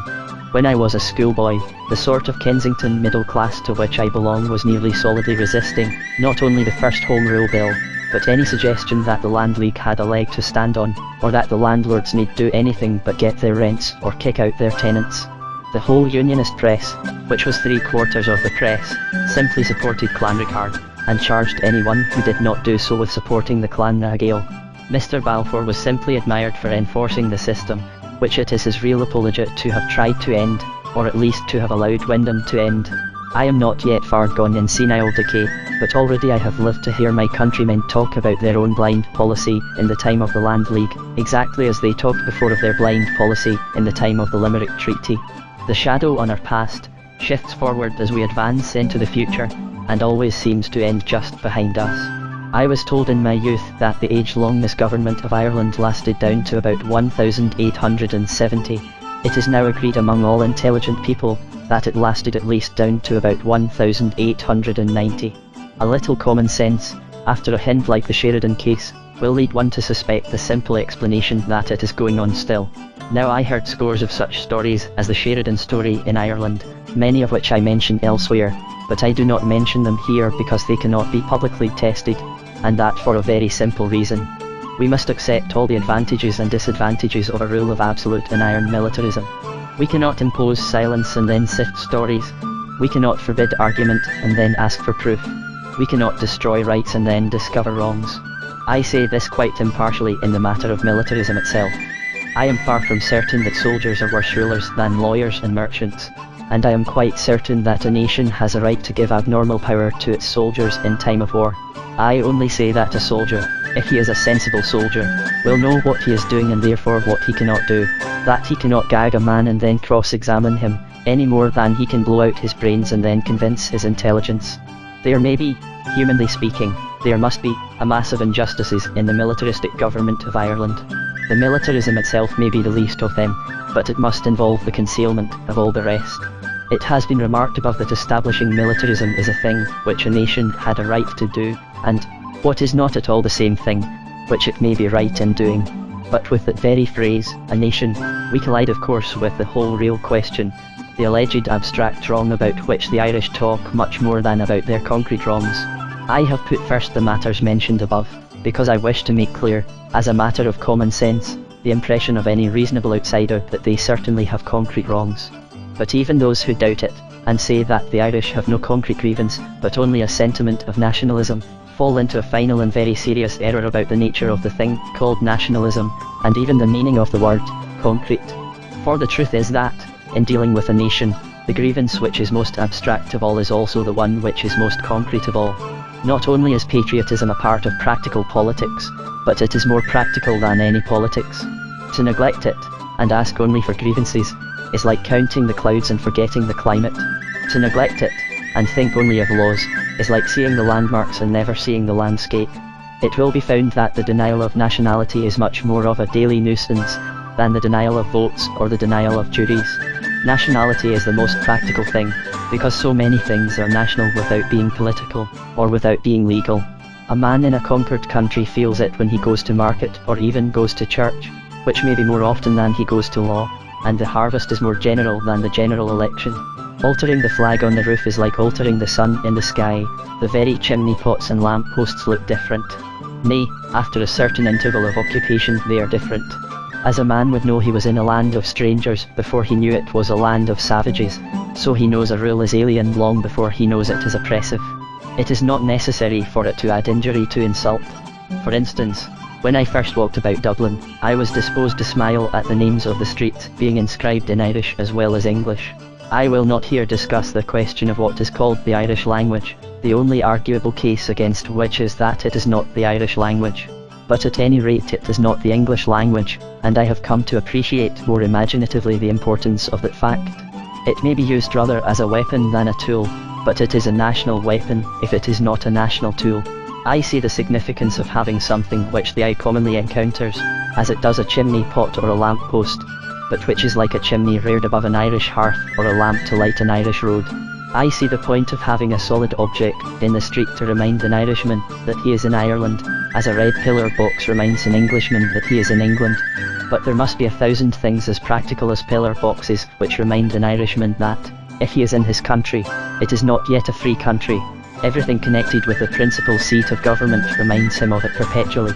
It may not be easy for an Englishman to imagine how many of such daily details there are, but there is, after all, one very simple effort of the fancy, which would fix the fact for him forever. He has only to imagine that the Germans have conquered London.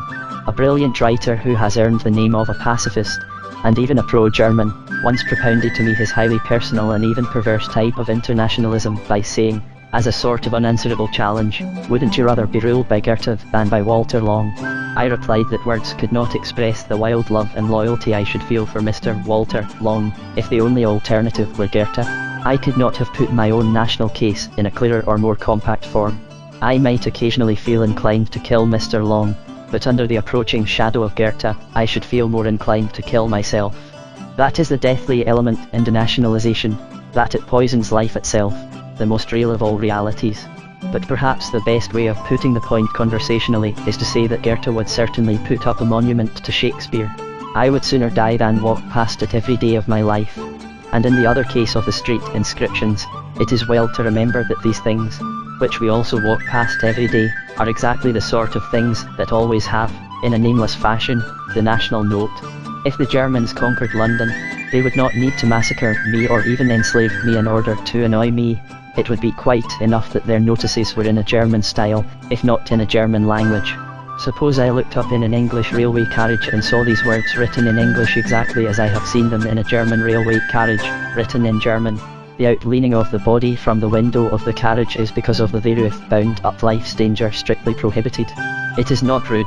It would certainly be impossible to complain that it is curt. I should not be annoyed by its brutality and brevity, but on the contrary by its elaborateness and even its laxity. But if it does not exactly shine in lucidity, it gives a reason, which after all is a very reasonable thing to do. By every cosmopolitan test, it is more polite than the sentence I have read in my childhood, "Wait until the train stops." This is curt, this might be called rude, but it never annoyed me in the least. The nearest I can get to defining my sentiment is to say that I can sympathize with the Englishman who wrote the English notice. Having a rude thing to write, he wrote it as quickly as he could, and went home to his tea, or preferably to his beer. But what is too much for me, an overpowering vision, is the thought of the German calmly sitting down to compose that sentence like a sort of essay. It is the thought of him serenely waving away the one important word till the very end of the sentence, like the day of judgment to the end of the world. It is perhaps the mere thought that he did not break down in the middle of it, but endured to the end, or that he could afterwards calmly review it, and see that sentence go marching by, like the whole German army. In short, I do not object to it because it is dictatorial or despotic or bureaucratic, or anything of the kind, but simply because it is German. Because it is German I do not object to it in Germany. Because it is German I should violently revolt against it in England. I do not revolt against the command to wait until the train stops, not because it is less rude, but because it is the kind of rudeness I can understand. The official may be treating me casually, but at least he is not treating himself seriously. And so, in return, I can treat him and his notice not seriously but casually. I can neglect to wait until the train stops, and fall down on the platform, as I did on the platform of Wolverhampton, to the permanent damage of that fine structure. I can, by a stroke of satiric genius, truly national and traditional, the dexterous elimination of a single letter, alter the maxim to "wait until the rain stops." It is a jest as profoundly English as the weather to which it refers.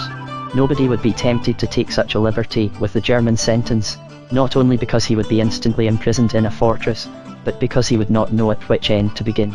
Now this is the truth which is expressed, though perhaps very imperfectly, in things like the Gaelic lettering on streets in Dublin. It will be wholesome for us who are English to realise that there is almost certainly an English way of putting things, even the most harmless things, which appears to an Irishman quite as ungainly, unnatural, and ludicrous as that German sentence appears to me.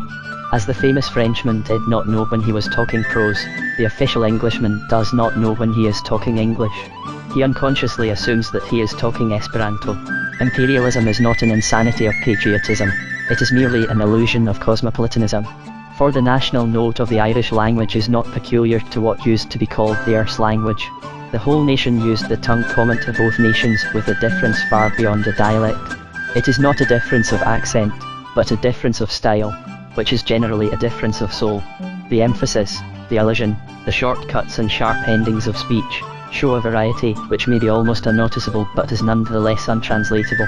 It may be only a little more weight on a word, or an inversion allowable in English but abounding in Irish, but we can no more copy it than copy the compactness of the French on or the Latin ablative absolute.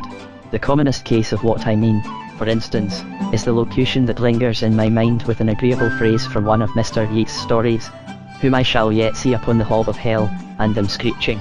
It is an idiom that gives the effect of a pointed postscript, a parting kick or sting in the tail of the sentence, which is unfathomably national. It is noteworthy and even curious that quite a crowd of Irishmen, who quoted to me with just admiration the noble ending of _AAPHLEEN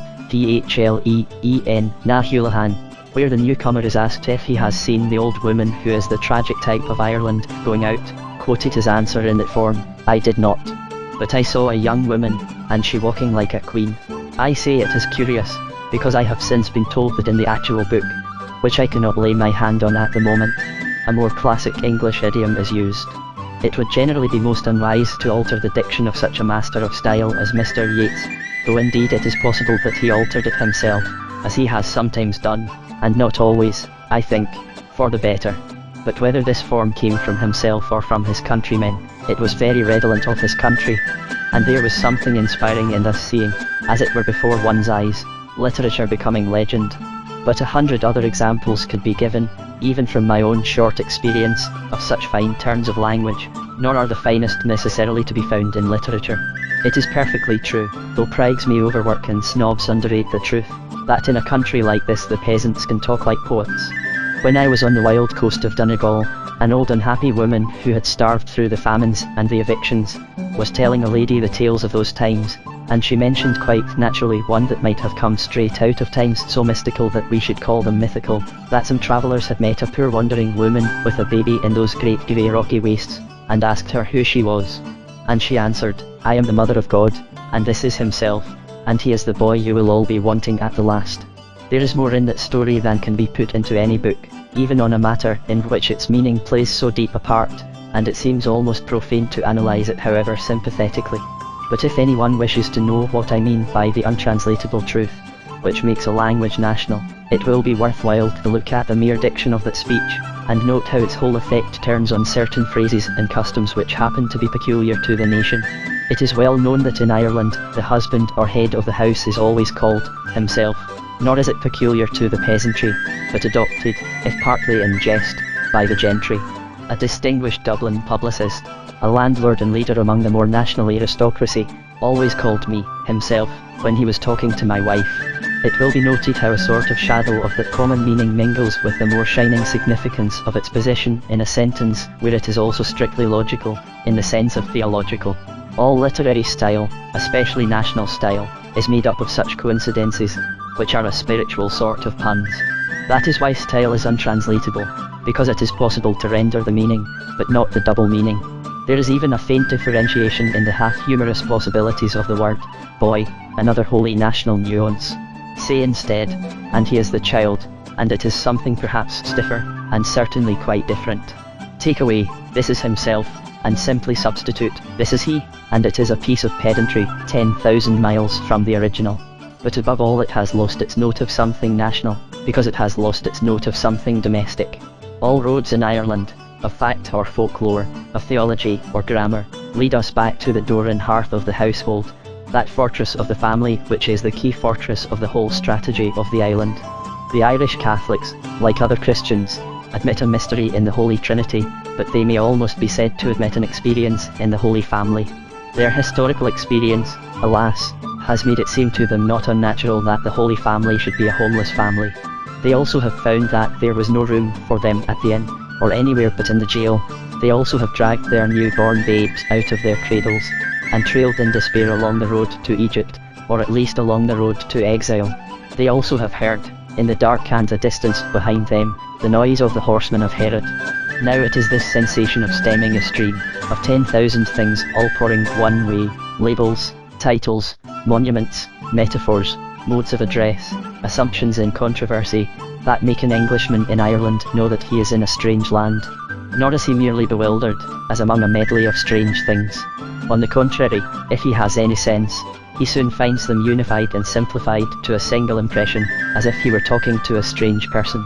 He cannot define it, because nobody can define a person, and nobody can define a nation. He can only see it, smell it, hear it, handle it, bump into it, fall over it, kill it, be killed for it, or be damned for doing it wrong. He must be content with these mere hints of its existence, but he cannot define it, because it is like a person, and no book of logic will undertake to define Aunt Jane or Uncle William. We can only say, with more or less mournful conviction, that if Aunt Jane is not a person, there is no such thing as a person. And I say with equal conviction that if Ireland is not a nation, there is no such thing as a nation. France is not a nation, England is not a nation, there is no such thing as patriotism on this planet.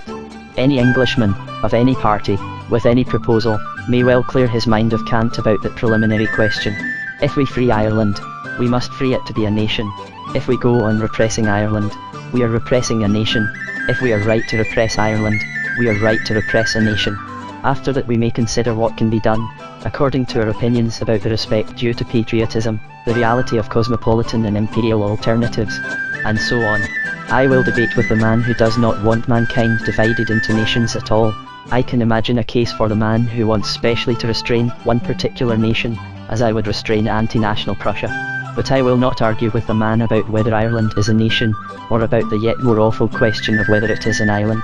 I know there is a sceptical philosophy which suggests that all ultimate ideas are only penultimate ideas, and therefore perhaps that all islands are really peninsulas. But I will claim to know what I mean by an island and what I mean by an individual, and when I think suddenly of my experience in the island in question, the impression is a single one. The voices mingle in a human voice, which I should know if I heard it again, calling in the distance.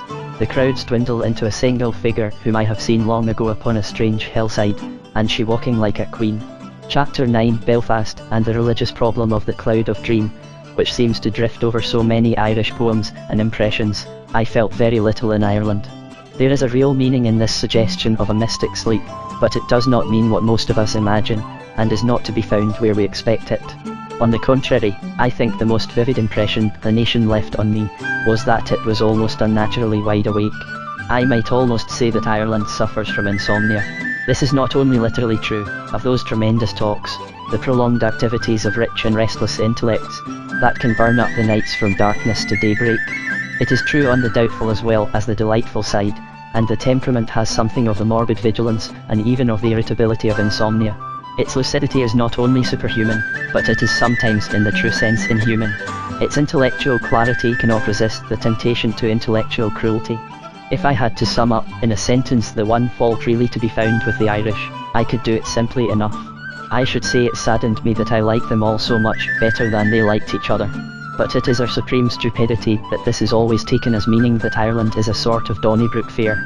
It is really quite the reverse of a merely rowdy and irresponsible quarrel. So far from fighting with shillelaghs, they fight far too much with rapiers. Their temptation is in the very nicety and even delicacy of the thrust. Of course there are multitudes who make no such deadly use of the national irony, but it is sufficiently common for even these to suffer from it. And after a time I began to understand a little the burden about bitterness of speech, which recurs so often in the songs of Mr. Yeats and other Irish poets. Though hope fall from you and love decay burning in fires of a slanderous tongue. But there is nothing dreamy about the bitterness. The worst part of it is the fact that the criticisms always have a very lucid and logical touch of truth. It is not for us to lecture the Irish about forgiveness, who have given them so much to forgive. But if someone who had not lost the right to preach to them, if St. Patrick were to return to preach, he would find that nothing had failed, through all those ages of agony, of faith in honour and endurance. But I think he might possibly say, what I have no right to say, a word about charity. There is indeed one decisive sense in which the Irish are very poetical, in that of giving a special and serious social recognition to poetry. I have sometimes expressed the fancy that men in the Golden Age might spontaneously talk in verse, and it is really true that half the Irish talk is in verse. Quotation becomes recitation, but it is much too rhythmic to resemble our own theatrical recitations. This is one of my own strongest and most sympathetic memories, and one of my most definable reasons for having felt extraordinarily happy in Dublin. It was a paradise of poets, in which a man who may feel inclined to mention a book or two of _P.A.R.8.EISE Lost, or illustrate his meaning with the complete ballad of the _ANCIENT Mariner, feels he will be better understood than elsewhere. But the more this very national quality is noted, the less it will be mistaken for anything merely irresponsible, or even merely emotional. The shortest way of stating the truth is to say that poetry plays the part of music. It is in every sense of the phrase a social function. A poetical evening is as natural as a musical evening, and being as natural it becomes what is called artificial. As in some circles, do you play? Is rather, don't you play? These Irish circles would be surprised because a man did not recite rather than because he did. A hostile critic, especially an Irish critic, might possibly say that the Irish are poetical because they are not sufficiently musical. I can imagine Mr. Bernard Shaw saying something of the sort. But it might well be retorted that they are not merely musical because they will not consent to be merely emotional. It is far truer to say that they give a reasonable place to poetry, than that they permit any particular poetic interference with reason. But I, whose virtues are the definitions of the analytical mind, says Mr. Yeats, and anyone who has been in the atmosphere will know what he means. In so far as such things stray from reason, they tend rather to ritual than to riot. Poetry is in Ireland what humour is in America, it is an institution. The Englishman, who is always for good and evil the amateur, takes both in a more occasional and even accidental fashion. It must always be remembered here that the ancient Irish civilization had a high order of poetry, which was not merely mystical, but rather mathematical. Like Celtic ornament, Celtic verse tended too much to geometrical patterns. If this was irrational, it was not by excess of emotion. It might rather be described as irrational by excess of reason. The antique hierarchy of minstrels, each grade with its own complicated meter, suggests that there was something Chinese about a thing so inhumanly civilized. Yet all this vanished etiquette is somehow in the air in Ireland, and men and women move to it, as to the steps of a lost dance.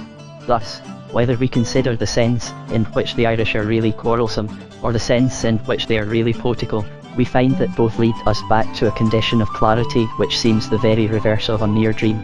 In both cases Ireland is critical, and even self-critical. The bitterness I have ventured to lament is not Irish bitterness against the English. That I should assume is not only inevitable, but substantially justifiable. It is Irish bitterness against the Irish. The remarks of one honest nationalist about another honest nationalist. Similarly, while they are fond of poetry, they are not always fond of poets, and there is plenty of satire in their conversation on the subject. I have said that half the talk may consist of poetry. I might almost say that the other half may consist of parody. All these things amount to an excess of vigilance and realism. The mass of the people watch and pray, but even those who never pray never cease to watch. If they idealize sleep, it is as the sleepless do. It might almost be said that they can only dream of dreaming. If a dream haunts them, it is rather as something that escapes them, and indeed some of their finest poetry is rather about seeking fairyland than about finding it. Granted all this, I may say that there was one place in Ireland where I did seem to find it, and not merely to seek it. There was one spot where I seemed to see the dream itself in possession, as one might see from afar a cloud resting on a single hill. There a dream, at once a desire and a delusion, brooded above a whole city. That place was Belfast. The description could be justified even literally and in detail. A man told me in northeast Ulster that he had heard a mother warning her children away from some pond, or similar place of danger, by saying, "Don't you go there, there are weak popes there." A country where that could be said is like Elfland as compared to England. If not exactly a land of fairies, it is at least a land of goblins. There is something charming in the fancy of a pool full of these peculiar elves, like so many efts, each with his tiny triple crown or cross keys complete. That is the difference between this manufacturing district and an English manufacturing district, like that of Manchester. There are numbers of sturdy nonconformists in Manchester, and doubtless they direct some of their educational warnings against the system represented by the Archbishop of Canterbury. But nobody in Manchester, however nonconformist, tells even a child that a puddle is a sort of breeding place for Archbishops of Canterbury, little goblins in gaiters and aprons. It may be said that it is a very stagnant pool that breeds that sort of efts. But whatever view we take of it, it remains true, to begin with, that the paradox could be proved merely from superficial things like superstitions. Protestant Ulster reeks of superstition. It is the strong smell that really comes like a blast out of Belfast, as distinct from Birmingham or Brixton. But to me there is always something human and almost humanising about superstition, and I really think that such lingering legends about the Pope, as a being as distant and dehumanised as the King of the Cannibal Islands, have served as a sort of negative folklore. And the same may be said, insofar as it is true that the commercial province has retained a theology as well as a mythology. Wherever men are still theological there is still some chance of their being logical. And in this the Calvinist Ulsterman may be more of a Catholic Irishman than is commonly realised, especially by himself. Attacks and apologies abound about the matter of Belfast bigotry, but bigotry is by no means the worst thing in Belfast. I rather think it is the best. Nor is it the strongest example of what I mean when I say that Belfast does really live in a dream. The other and more remarkable fault of the society has indeed a religious root, for nearly everything in history has a religious root, and especially nearly everything in Irish history. Of that theoretical origin in theology I may say something in a moment. It will be enough to say here that what has produced the more prominent and practical evil is ultimately the theology itself, but not the habit of being theological. It is the creed, but not the faith. Insofar as the Ulster Protestant really has a faith, he is really a fine fellow, though perhaps not quite so fine a fellow as he thinks himself. And that is the chasm, and can be most shortly stated as I have often stated it in such debates, by saying that the Protestant generally says, I am a good Protestant, while the Catholic always says, I am a bad Catholic. When I say that Belfast is dominated by a dream, I mean it in the strict psychological sense, that something inside the mind is stronger than everything outside it. Nonsense is not only stronger than sense, but stronger than the senses. The idea in a man's head can eclipse the eyes in his head. Very worthy and kindly merchants told me there was no poverty in Belfast. They did not say there was less poverty than was commonly alleged, or less poverty than there had been, or less than there was in similar places elsewhere. They said there was none. As a remark about the earthly paradise or the New Jerusalem, it would be arresting. As a remark about the streets, through which they and I had both passed a few moments before, it was simply a triumph of the sheer madness of the imagination of man. These eminent citizens of Belfast received me in the kindest and most courteous fashion, and I would not willingly say anything in criticism of them beyond what is necessary for the practical needs of their country and mine. But indeed I think the greatest criticism on them is that they would not understand what the criticism means. I will therefore clothe it in a parable, which is none the worse for having also been a real incident. When told there was no poverty in Belfast, I had remarked mildly that the people must have a singular taste in dress. I was gravely assured that they had indeed a most singular taste in dress. I was left with the general impression that wearing shirts or trousers decorated with large holes at irregular intervals was a pardonable form of foppery or fashionable extravagance.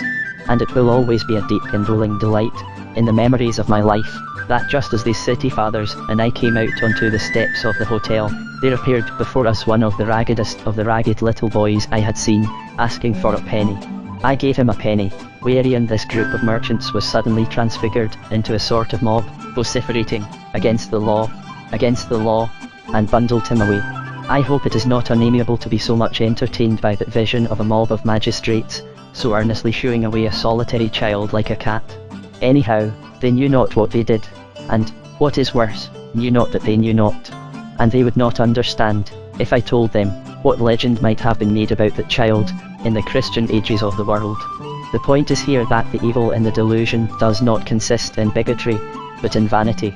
It is not that such a Belfast man thinks he is right, for any honest man has a right to think he is right. It is that he does think he is good, not to say great, and no honest man can reach that comfortable conviction without a course of intellectual dishonesty. What cuts this spirit off from Christian common sense is the fact that the delusion, like most insane delusions, is merely egotistical. It is simply the pleasure of thinking extravagantly well of oneself, and unlimited indulgence in that pleasure is far more weakening than any indulgence in drink or dissipation. but so completely does it construct an unreal cosmos round the ego, that the criticism of the world cannot be felt even for worldly purposes.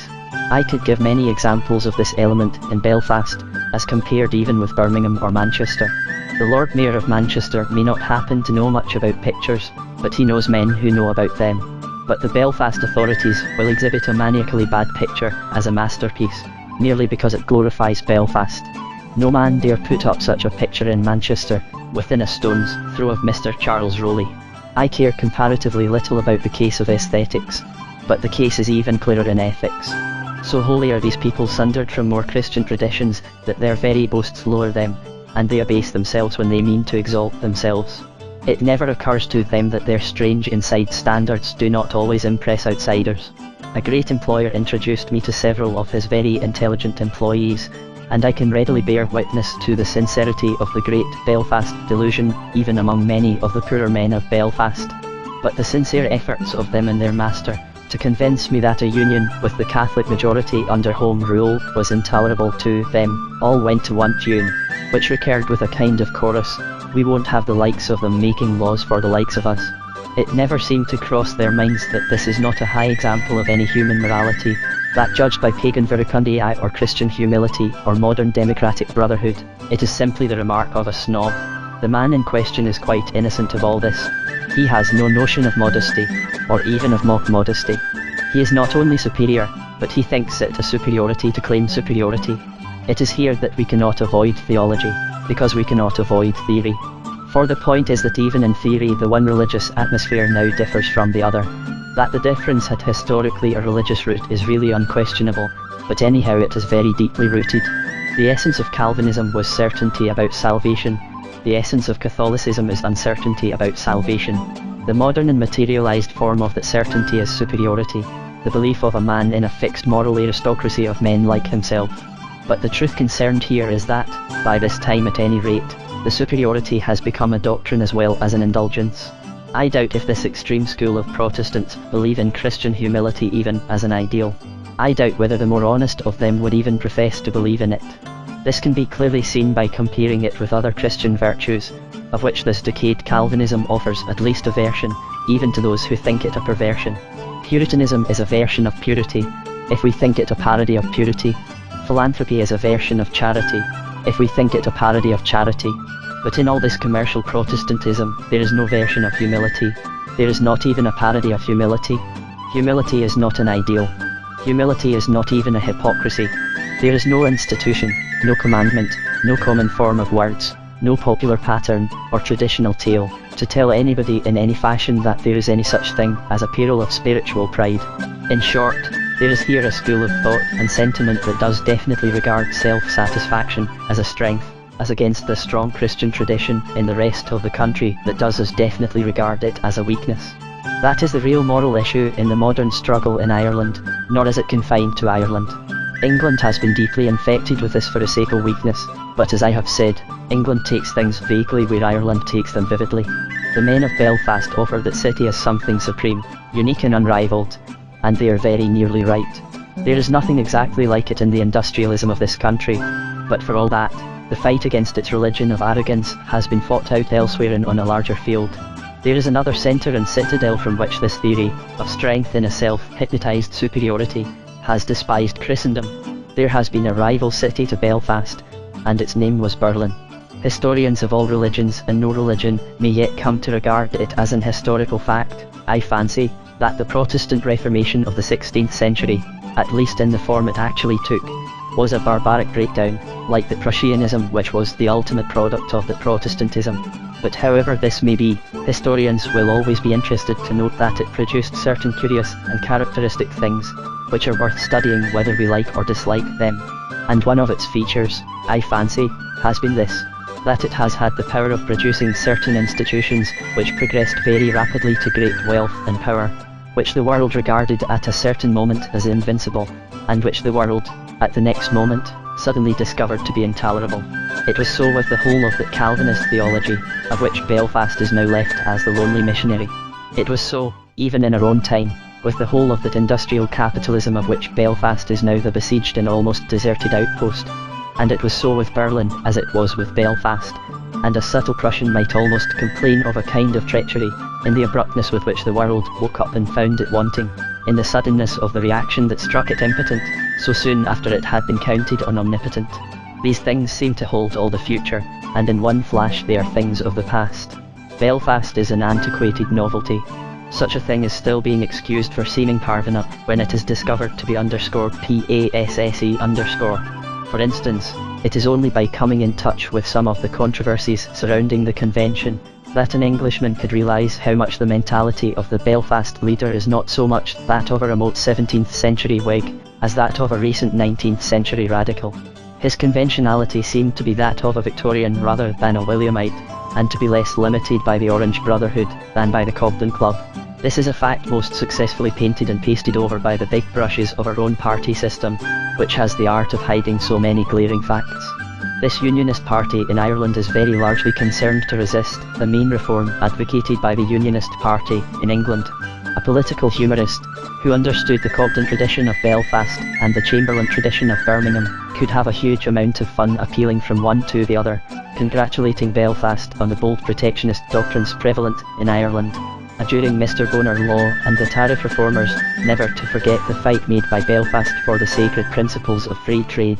But the fact that the Belfast school is merely the Manchester school is only one aspect of this general truth about the abrupt collapse into antiquity, a sudden superannuation. The whole march of that Manchester industrialism is not only halted but turned. The whole position is outflanked by new forces coming from new directions. The wealth of the peasantries blocks the road in front of it. The general strike has risen menacing its rear. That strange cloud of self-protecting vanity may still permit Belfast to believe in Belfast, but Britain does not really believe in Belfast. Philosophical forces far wider and deeper than politics have undermined the conception of progressive Protestantism in Ireland. I should say myself that mere English ascendancy in that island became intellectually impossible on the day when Shaftesbury introduced the first Factory Act, and on the day when Newman published the first pages of the APOLOGIA_. Both men were certainly Tories and probably Unionists. Neither were connected with the subject or with each other. The one hated the Pope and the other the Liberator. But industrialism was never again self-evidently superior after the first event, or Protestantism self-evidently superior after the second. And it needed a towering and self-evident superiority to excuse the English rule in Ireland. It is only on the ground of unquestionably doing good that men can do so much evil as that. Some Orangemen, before the war, indulged in a fine rhetorical comparison between William of Prussia and William of Orange, and openly suggested that the new Protestant deliverer from the north would come from North Germany. I was assured by my more moderate hosts in Belfast that such Orangemen could not be regarded as representative or even responsible. On that I cannot pronounce. The Orangemen may not have been representative, they may not have been responsible, but I am quite sure they were right. I am quite sure those poor fanatics were far nearer the nerve of historical truth than professional politicians like Sir Edward Carson or industrial capitalists like Sir George Clark. If ever there was a natural alliance in the world, it would have been the alliance between Belfast and Berlin. The fanatics may be fools, but they have here the light by which the foolish things can confound the wise. It is the brightest spot in Belfast, bigotry. For if the light in its body be darkness, it is still brighter than the darkness. By the vision that goes everywhere with the virility and greatness of religion, these men had indeed pierced to the Protestant secret and the meaning of 400 years. Their Protestantism is Prussianism, not as a term of abuse, but as a term of abstract and impartial ethical science. Belfast and Berlin are on the same side in the deepest of all the spiritual issues involved in the war, and that is the simple issue of whether pride is a sin, and therefore a weakness. Modern mentality, or great masses of it, has seriously advanced the view that it is a weakness to disarm criticism by self-criticism, and a strength to disdain criticism through self-confidence. That is the thesis for which Berlin gave battle to the older civilization in Europe, and that for which Belfast gave battle to the older civilization in Ireland. It may be, as I suggested, that such Protestant pride is the old Calvinism, with its fixed election of the few. It may be that the Protestantism is merely paganism, with its brutish gods and giants lingering in corners of the more savage north. It may be that the Calvinism was itself a recurrence of the paganism. But in any case, I am sure that this superiority, which can master men like a nightmare, can also vanish like a nightmare. and I strongly suspect that in this matter also, as in the matter of property as viewed by a peasantry, the older civilization will prove to be the real civilization, and that a healthier society will return to regarding pride as a pestilence, as the socialists have already returned to regarding avarice as a pestilence. The old tradition of Christendom was that the highest form of faith was a doubt. It was the doubt of a man about his soul. It was admirably expressed to me by Mr. Yeats, who is no champion of Catholic orthodoxy, in stating his preference for medieval Catholicism as compared with modern humanitarianism. Men were thinking then about their own sins, and now they are always thinking about other people's. And even by the Protestant test of progress, pride is seen to be arrested by a premature paralysis. Progress is superiority to oneself, and it is stopped dead by superiority to others. The case is even clearer by the test of poetry, which is much more solid and permanent than progress.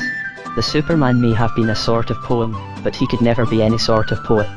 The more we attempt to analyse that strange element of wonder, which is the soul of all the arts, the more we shall see that it must depend on some subordination of the self to a glory existing beyond it, and even in spite of it. Man always feels as a creature when he acts as a creator. When he carves a cathedral, it is to make a monster that can swallow him. But the Nietzschean nightmare of swallowing the world is only a sort of yawning. When the evolutionary anarch has broken all links and laws and is at last free to speak, he finds he has nothing to say. So German songs under the imperial eagle fell silent like songbirds under a hawk, and it is but rarely, and here and there, that a Belfast merchant liberates his soul in a lyric. He has to get Mr. Kipling to write a Belfast poem, in a style technically attuned to the Belfast pictures. There is the true Tara of the silent harp, and the throne-in habitation of the dream, and it is there that the Celtic pessimists should weep in silence for the end of song. Blowing one's own trumpet has not proved a good musical education. In logic a wise man will always put the cart before the horse. That is to say, he will always put the end before the means, when he is considering the question as a whole. He does not construct a cart in order to exercise a horse. He employs a horse to draw a cart, and whatever is in the cart. In all modern reasoning, there is a tendency to make the mere political beast of burden more important than the chariot of man it is meant to draw.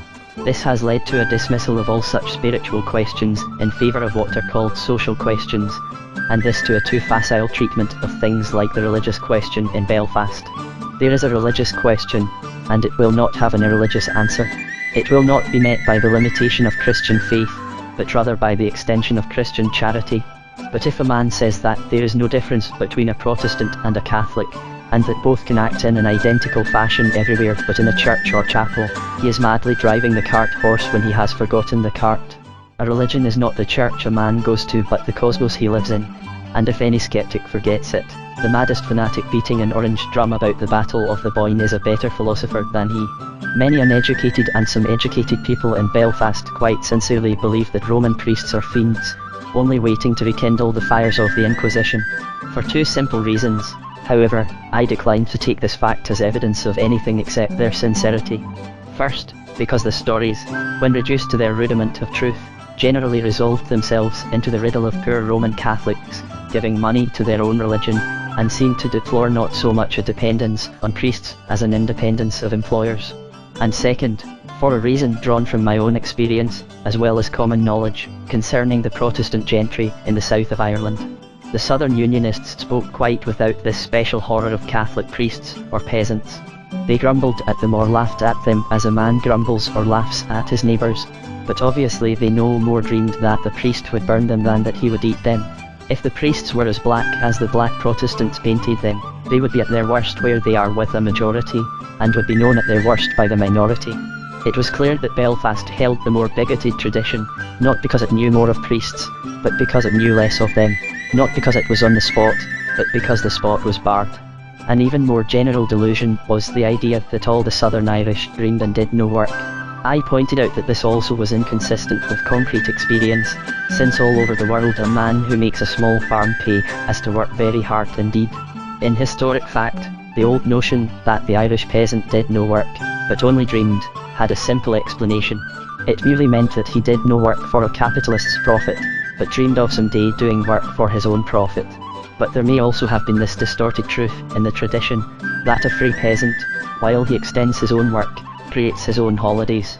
He is not idle all day, but he may be idle at any time of the day. He does not dream whenever he feels inclined, but he does dream whenever he chooses. A famous Belfast manufacturer, a man of capacity, but one who shook his head over the unaccountable prevalence of priests, assured me that he had seen peasants in the south doing nothing, at all sorts of odd times, and this is doubtless the difference between the farm and the factory.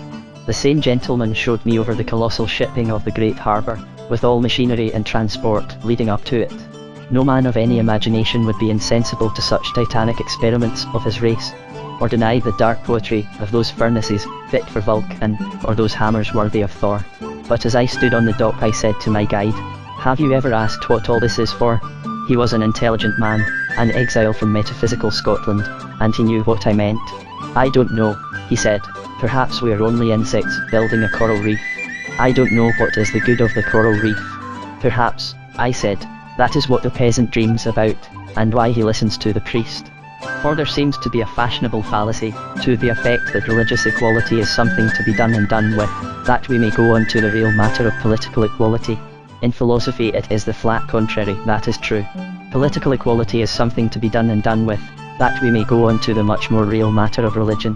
At the Abbey Theatre I saw a forcible play by Mr. St. John Irvine, called _The Mixed Marriage, which I should remember if it were only for the beautiful acting of Miss Mayor O'Neill. But the play moved me very much as a play, yet I felt that the presence of this fallacy falsified it in some measure. The dramatist seemed to resent a schism merely because it interfered with a strike. But the only object of striking is liberty, and the only object of liberty is life, a thing wholly spiritual. It is economic liberty that should be dismissed as these people dismiss theology. We only get it to forget it. It is right that men should have houses, right that they should have land, right that they should have laws to protect the land, but all these things are only machinery to make leisure for the labouring soul. The house is only a stage set up by stage carpenters for the acting of what Mr. J.B. Yeats has called the drama of the home. All the most dramatic things happen at home, from being born to being dead. What a man thinks about these things is his life, and to substitute for them a bustle of electioneering and legislation is to wander about among screens and pulleys on the wrong side of pasteboard scenery, and never to act the play. And that play is always a miracle play, and the name of its hero is Everyman. When I came back from the desolate splendour of the Donegal sea and shore, and saw again the square garden, and the statue outside the Dublin Hotel, I did not know I was returning to something that might well be called more desolate. For it was when I entered the hotel that I first found that it was full of the awful tragedy of the _LEINSTER_. I had often seen death in a home, but never death decimating a vast hostelry, and there was something strangely shocking about the empty seats of men and women with whom I had talked so idly a few days before. It was almost as if there was more tragedy in the cutting short of such trivial talk, than in the sundering of lifelong ties. But there was all the dignity as well as the tragedy of man, and I was glad, before I left Ireland, to have seen the nobler side of the Anglo-Irish garrison, and to have known men of my own blood, however mistaken, so enduring the end of things. With the bad news from the sea came better news from the war. The Teutonic hordes were yielding everywhere, at the signal of the last advance, and with all the emotions of an exile, however temporary, I knew that my own land was secure. Somehow, the bad and good news together turned my mind more and more towards England, and all the inner humour and insular geniality which even the Irish may someday be allowed to understand. As I went homewards on the next boat that started from the Irish port, and the Wicklow hills receded in a rainy and broken sunlight, it was with all the simplest of those ancient appetites with which a man should come back to his own country. Only there clung to me, not to be denied, one sentiment about Ireland, one sentiment that I could not transfer to England, which called me like an elfland of so many happy figures, from Puck to Pickwick. As I looked at those rainy hills I knew at least that I was looking, perhaps for the last time, on something rooted in the Christian faith. There at least the Christian ideal was something more than an ideal, it was in a special sense real. It was so real that it appeared even in statistics. It was so self-evident as to be seen even by sociologists. It was a land where a religion had made even its vision visible. It had made even its unpopular virtues popular. It must be, in the times to come, a final testing place of whether a people that will take that name seriously, and even solidly, is fated to suffer or to succeed. As the long line of the mountain coast unfolded before me I had an optical illusion. It may be that many have had it before. As new lengths of coast and lines of heights were unfolded, I had the fancy that the whole land was not receding but advancing, like something spreading out its arms to the world. A chance shred of sunshine rested, like a riven banner, on the hill which I believe is called in Irish the Mountain of the Golden Spears, and I could have imagined that the spears and the banner were coming on. And in that flash I remembered that the men of this island had once gone forth, not with the torches of conquerors or destroyers, but as missionaries in the very midnight of the Dark Ages, like a multitude of moving candles, that were the light of the world.